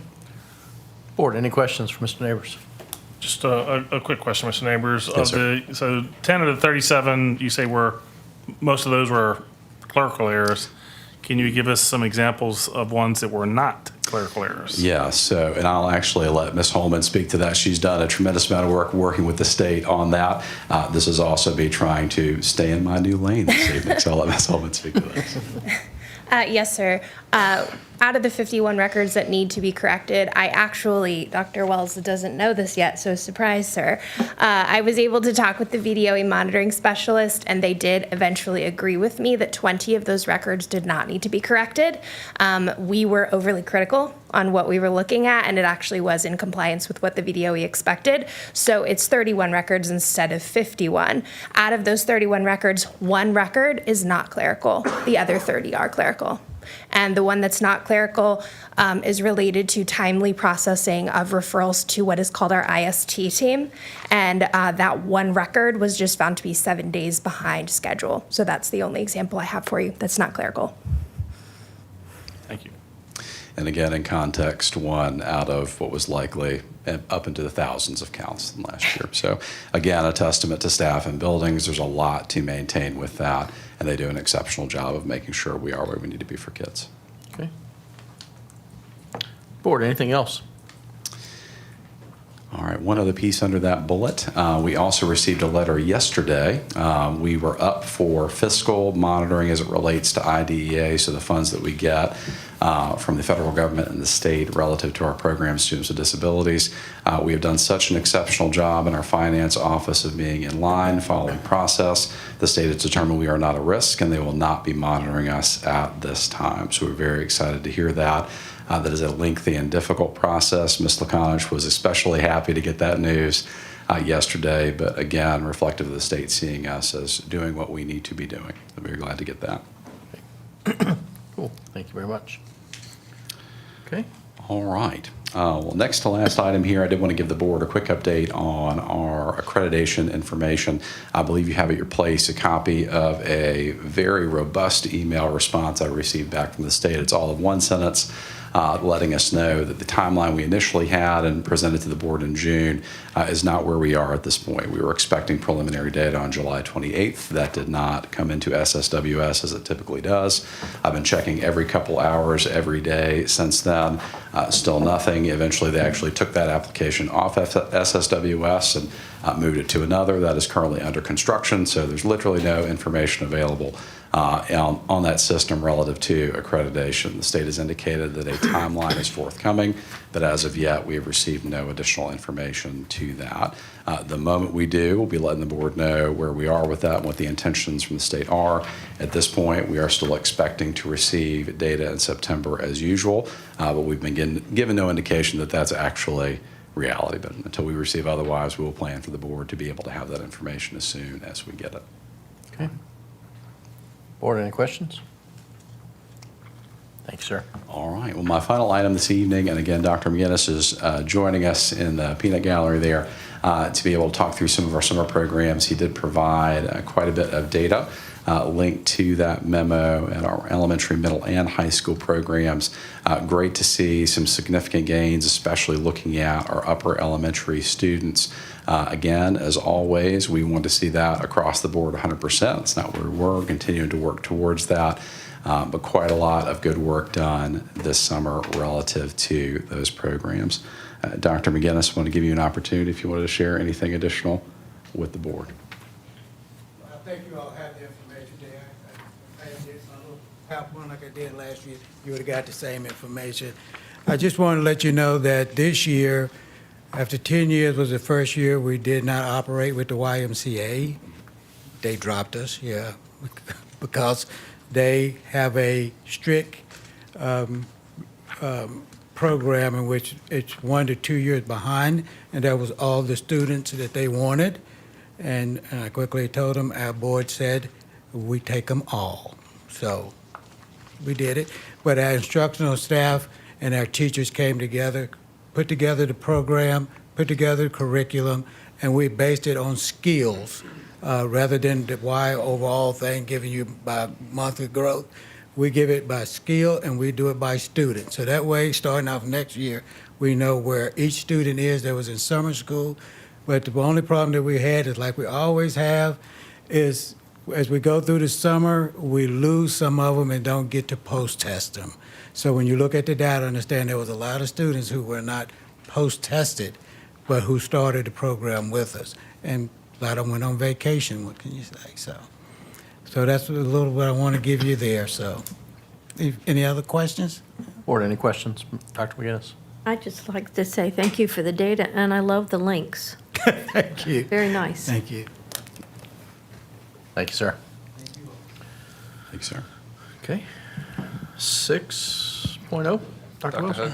Hood. All right, so the construction update, no slideshow today since most of you were at the open house, and for those of you that weren't, I think I gave a couple private tours. So we're excited that that is open, and a few of you and most of us were at the high school, lots of smiling faces, and also at our community event on Monday, which over 500 folks saw that. So lots of positives on that, and it was enjoyable to see students walk in that space with some smiles and some parents, and just wow, and a lot of people. The great comment I liked is, wow, we're in Amherst County, so I think we're finally there. So that's a great thing, and I know that we're working hard on phase 2, the classrooms in the old cafeteria, which many of you got to see last week. We're rolling, started to work in the auditorium.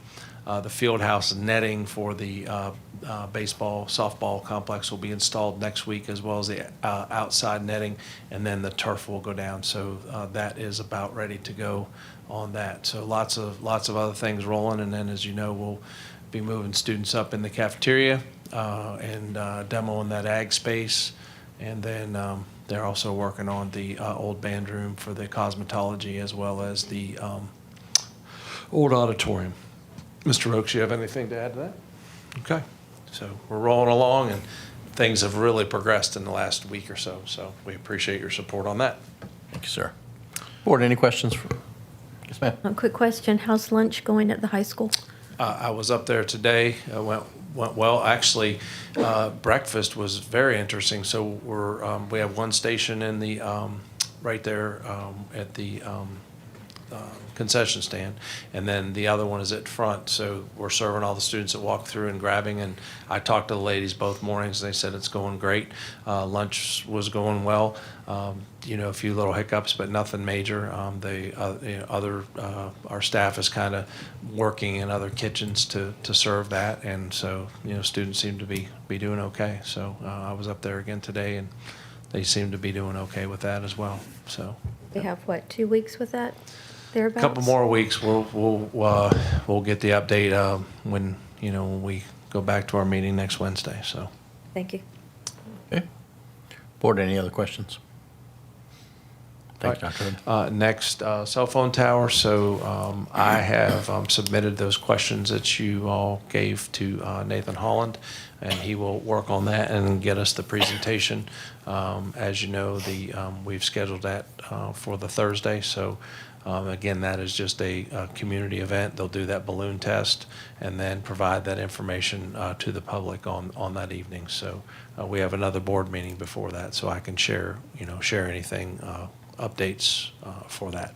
Any questions on the cell phone tower? And what is the date? September 25th. September That's Thursday. 25th? That's Thursday night. Yes, ma'am. Thursday, what time? 6 o'clock. 6 o'clock at Manellison. Yes, ma'am. Thank you. Okay. All right, third thing on my item, I just want to let you know that we did again apply for the DCJS grant. Several school safety things in there, and I'll let you know how that does. Usually, we like to have it in October, but sometimes they don't get us to it till November, but we did submit that, so.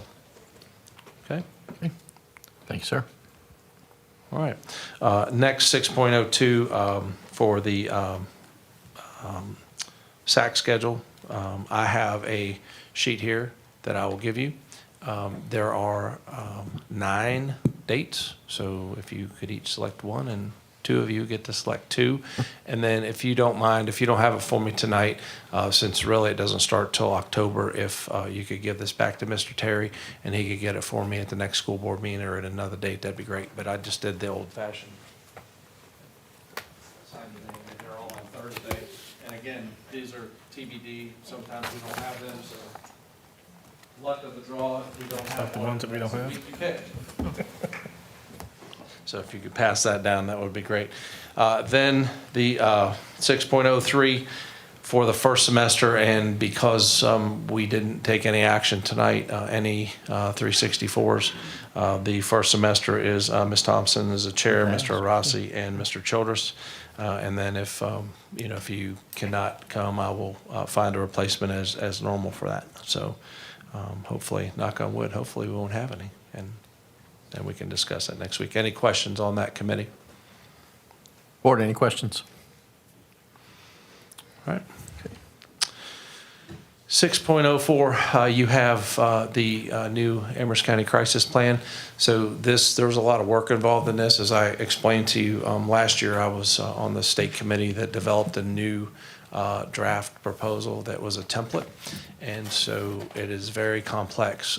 Understand that by code, which we did anyways, we have to include sheriff's office, public safety, et cetera. So we sat down and reviewed this, and Brad and his staff and a couple of the SROs, we reviewed the entire document, and you'll find that it's quite comprehensive. Not that whole document will be shared on the website, only part of that. And then, again, the main part that we teach to the teachers and the substitutes is the standard response protocol, which, we do the hold the lockdown to secure. So we review that. We do videos for the teachers, but the actual plan you have, and that is the entire comprehensive plan. It's pretty in detail.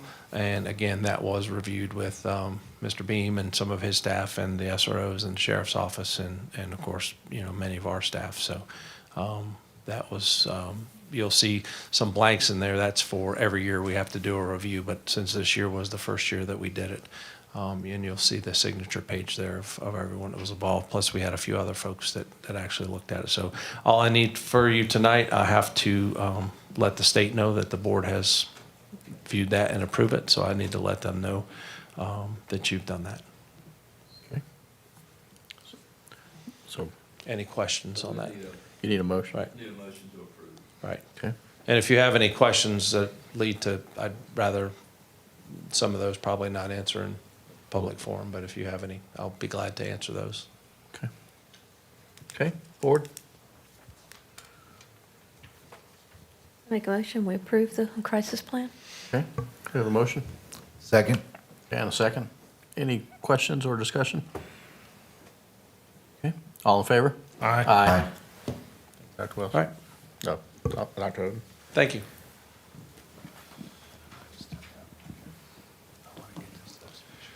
The 605, the student services update, the last thing was the mental health grant update. Just so you know, we held the RFP for the telehealth, and we are very close to selecting a provider. I will tell you that I don't want to give too much out publicly because we haven't notified the winner, but we had a few really, really great folks that came to the RFP and did a presentation, and we were pretty happy with that, and we're actually very happy with the cost. And again, this is cost is provided with some grant funds for that, so we'll have an announcement for you next month for who that provider is and what those services are. So again, this is for the telehealth part of that. Mr. Chair, Yes, ma'am. a question. Yes, ma'am. The telehealth, I know that there was a policy that we were looking at approving tonight, but we don't have a policy about telehealth. Can you explain what the grant is about? Well, that pays for the funds. So all the mental health now for the state, they approved, it has to be telehealth. That's what they're paying for. They're paying for telehealth. They're not paying for in-person.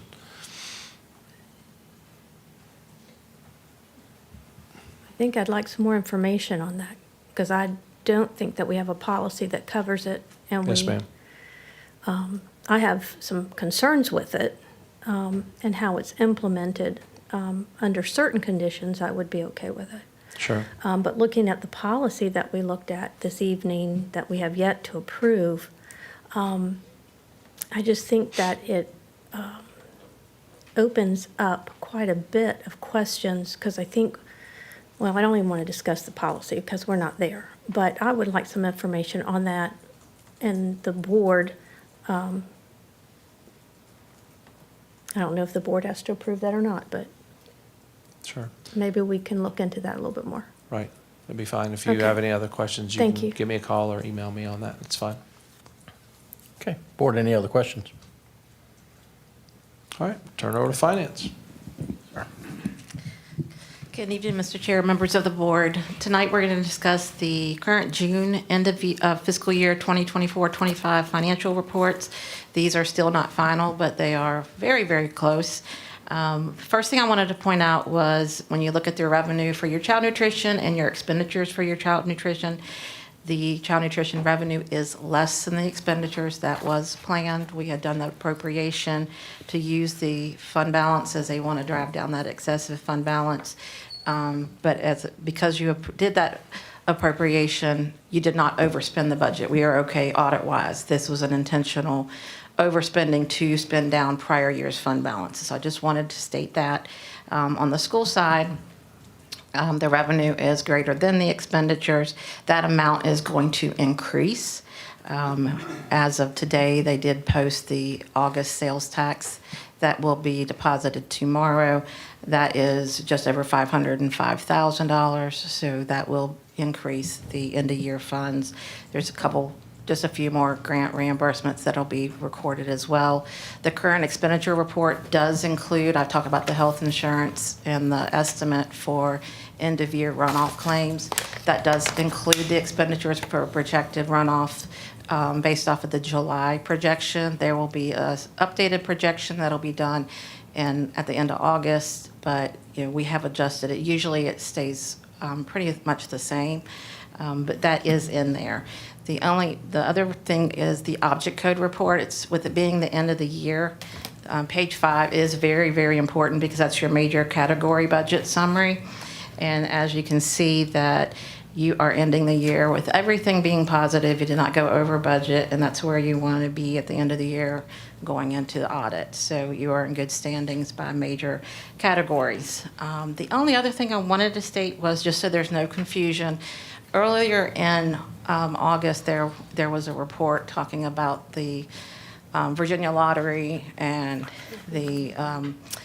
it was like the second highest profit and all the money that was going to the schools. And that is true. There was actually a link that would tell you how much was given to each school division. I would love to be wrong, and please correct me if anyone has heard anything else, but what it states, it is the money, when the state gives us our allocation, it's different categories, and one of those categories is lottery funded. And so we receive, I think in the report, it was like $4.8 million, and that is what we get through the calc tool. Would love to have another 4.8. If you want to find that, that would be great. But that is, we have not received any notification of that. So I just wanted to state that here tonight. Do you have any questions on the end of year report? Again, it's not finalized, but we are getting there. Board, any questions for Mr. Conich? Seeing none. Thank you, ma'am. Moving on, 8.0. Yes, indeed, human resources. So, Mr. Chair, members of the board, presented this evening to you is this month's vacancy memo, and I'm happy to take any questions. Okay. Board, have you seen the memo? Do you have any questions for Mr. Gallagher? Okay, Okay, that's all I have from HR this evening. Thank you. thank you. Dr. Houghton, do you want to cover those, or you want us to move to other items and come back?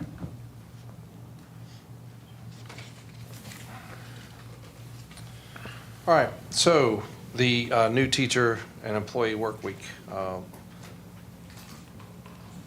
where I'm at, right? That went well.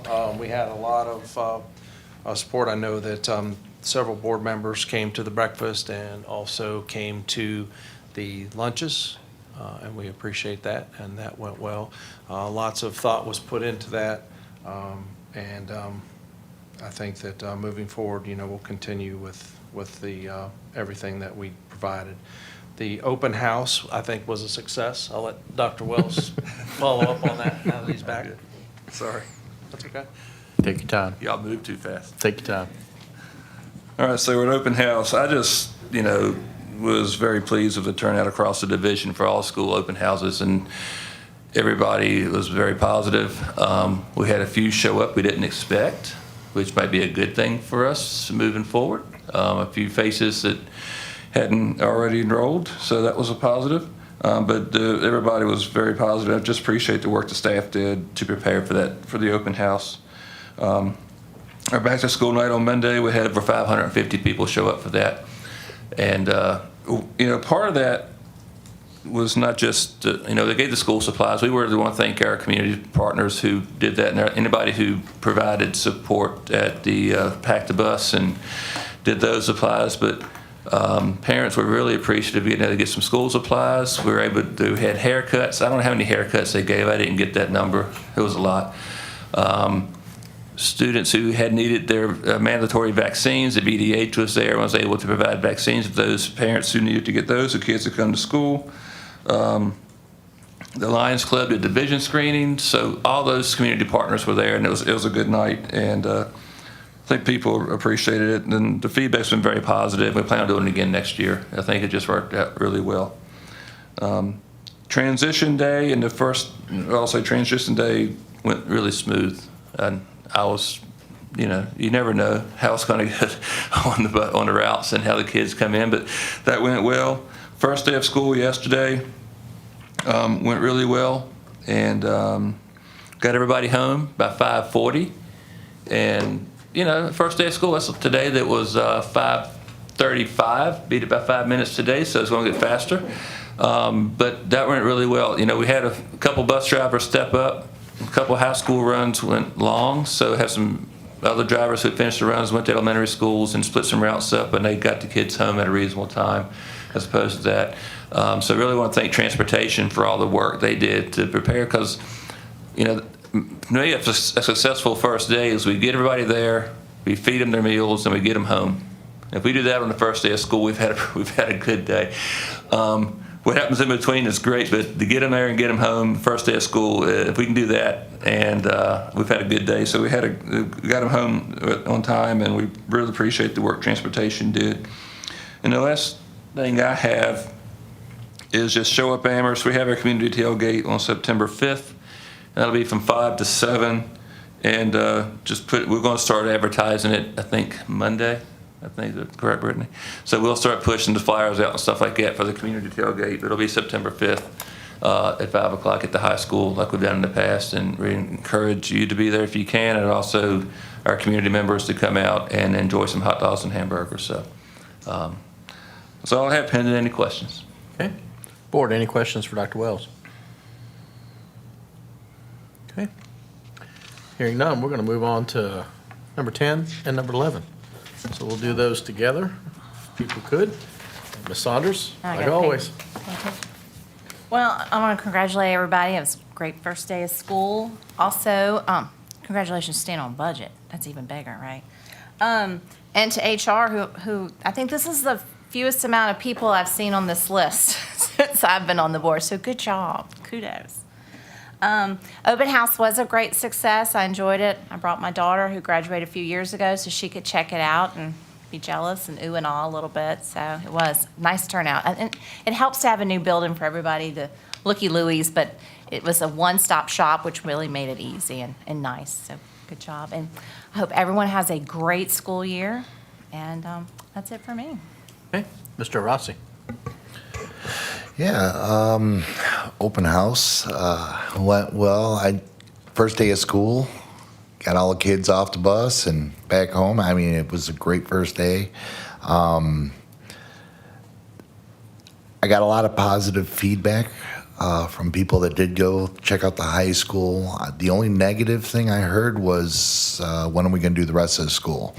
So, yeah, we've raised the bar maybe too high. I don't know. It's pretty impressive, and I'm proud of everybody who worked so hard for that. And it's pretty amazing to see, because I know it's been a long time coming. I think Dr. Wells said they started talking about it back in the 90s, and it finally came through. And it's a work in progress. I know we're still moving forward. We got some projects to finish up, but wow, what a difference. Maybe we'll have to add a CTE wing next time on our budget. I mean, you guys doing a great job. I'm wondering if AI is going to be on the horizon for our curriculum.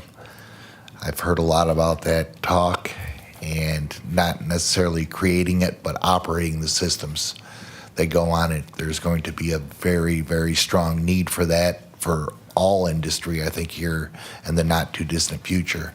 It may have to go on that 5-year plan because it's coming really, really fast. Dr. Wells, continue to heal. We'll be praying for you. Thank you.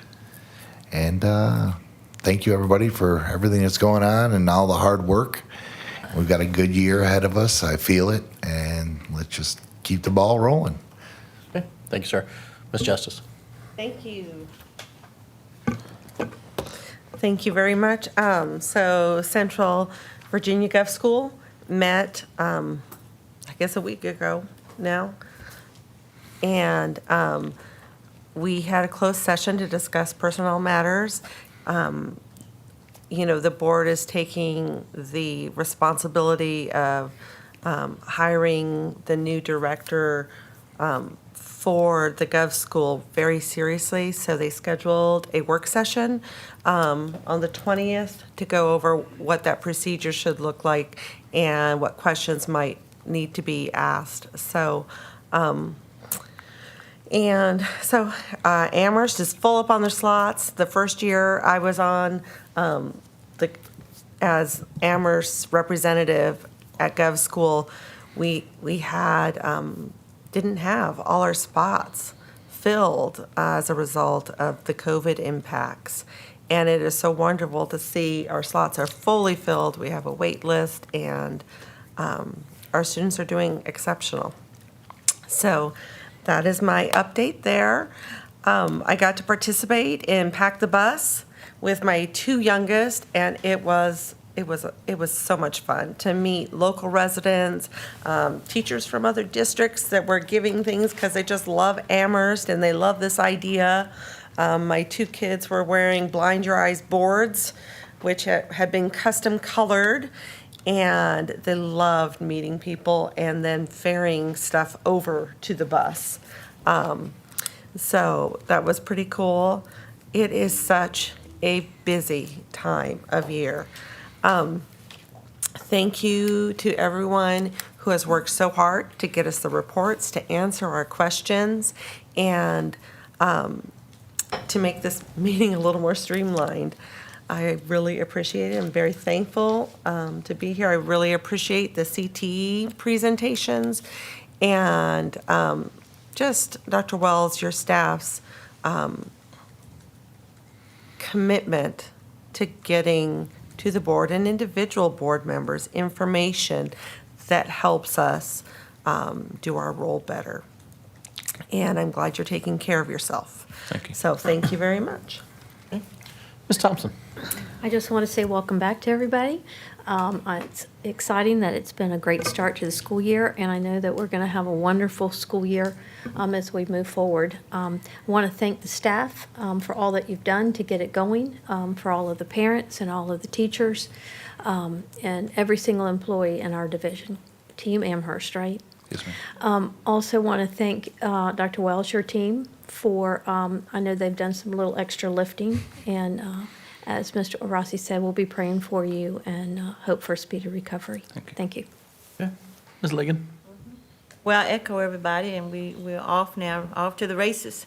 And so we've all attended, it's been a great time in the county attending all the events. I mean, from the convocation, Dr. Wells, we thank you for your opening speech to the teachers and to all, well, not just to everybody, and I hope that's going to encourage everybody to move forward with haste. Laura will meet in September, but I do want to say that we did receive notice of the loss of one of the Laura students, and that touches my heart. So I have talked to the people involved. I made Dr. Wells aware of it as well. We never like to hear these sort of things going on, but we won't meet again until September. The CTE presentation, huge, a lot of things going on. I deal with that on the other side.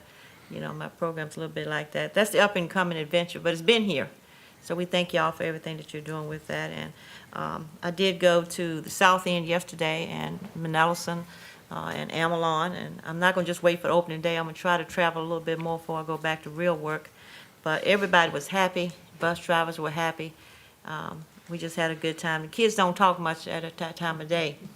But if you stand in front of them, they can't get by you. They'll say something. So that's what we did yesterday. But off to a good start, and we're looking forward to whatever we can do as we start this year. So thank you, Dr. Wells. And as been said, watch your health, because we need you to be strong so we can be strong.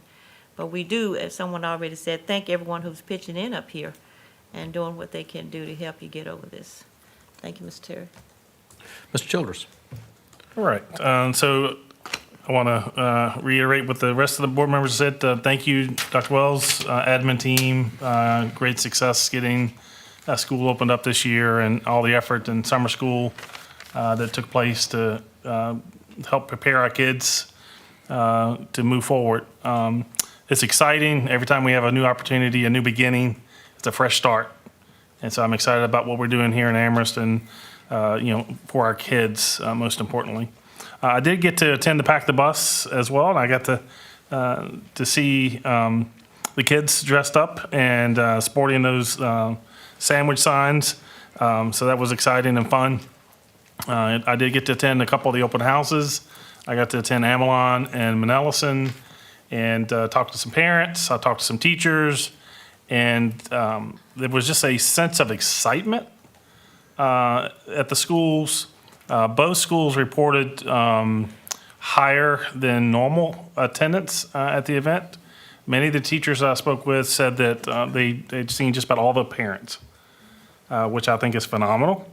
And so I hope we can keep the parents engaged throughout the process, because our parents are a big piece of the puzzle to their kids' education.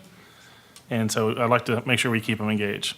I did want to thank Mr. Maddox and team for your CTE presentation tonight. CTE is dear to me because it is so critical and important to the success, I think, of our school system, of our community, and to the industry in this area.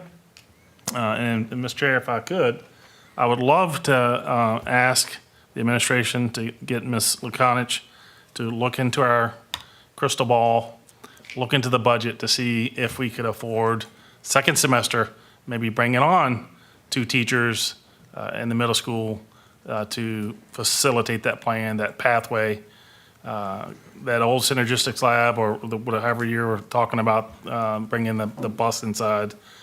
I think it's phenomenal, and if we could do that, I would love for us to be able to do that. So, Thank you, sir. So this is one of my favorite texts that we get every year, and we like to read it this way. It says, "All buses have cleared and kids are back home." We had a great first day of school. We always worry about that. We're going to have one left at the bus garage when we're done. So it's great to hear that. Yeah, I'm not going to go into all the things that everyone else has already said about the new facility, but it is awesome. The public being there, partaking in the events has been great. Seeing them cleared up some things with a few people, and it's been great. Keep up all the good work with the CTE stuff. That's one program we're expanding stuff at the high school to help grow that. That's just going to be a phenomenal program, even bigger and better than it is already. And thank you for everybody having support for each other. It's been a kind of a roller coaster kind of summer, end of summer, and but we all have each other's back. So if you need anything, you let us know. We will do the same. We did have a meeting earlier this month, Mr. Childress and I, working with the administration. We're going to make sure that we can make these meetings as efficient as possible. It's going to be beneficial for us and you, but we do not want to miss out on things. So the things that are of utmost importance, we want to make sure we hear those so that the public can see those and hear them. But we're going to improve a few things. It's going to take a little work on our part and yours, but I think we got it. So with that, I'm about done. We have Closed session. closing, well, we have public comment. Anyone from the audience like to approach the board? Yes, sir. Please step forward. Name and voting district.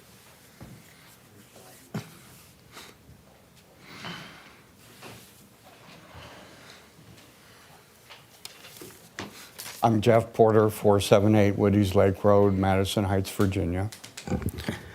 I'll make sure the microphone's in front of my mouth.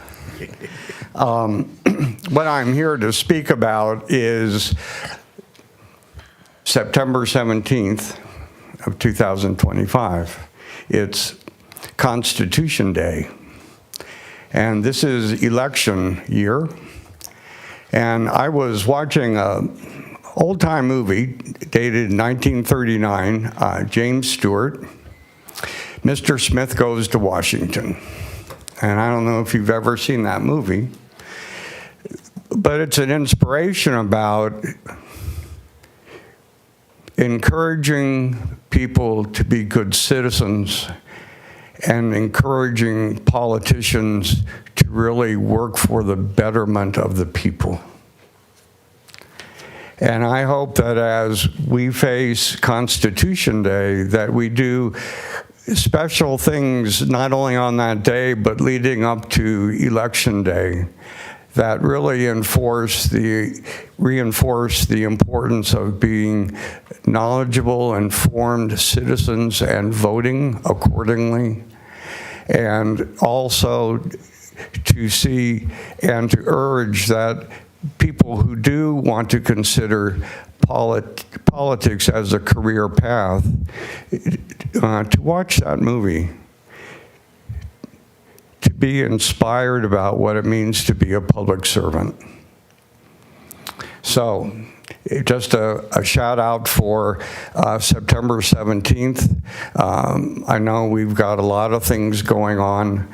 I am so proud of the work which you all do as a school board, the ways which you complement each other, and I'm so confident and appreciative of Dr. Wells and the staff here for the wonderful job you are doing.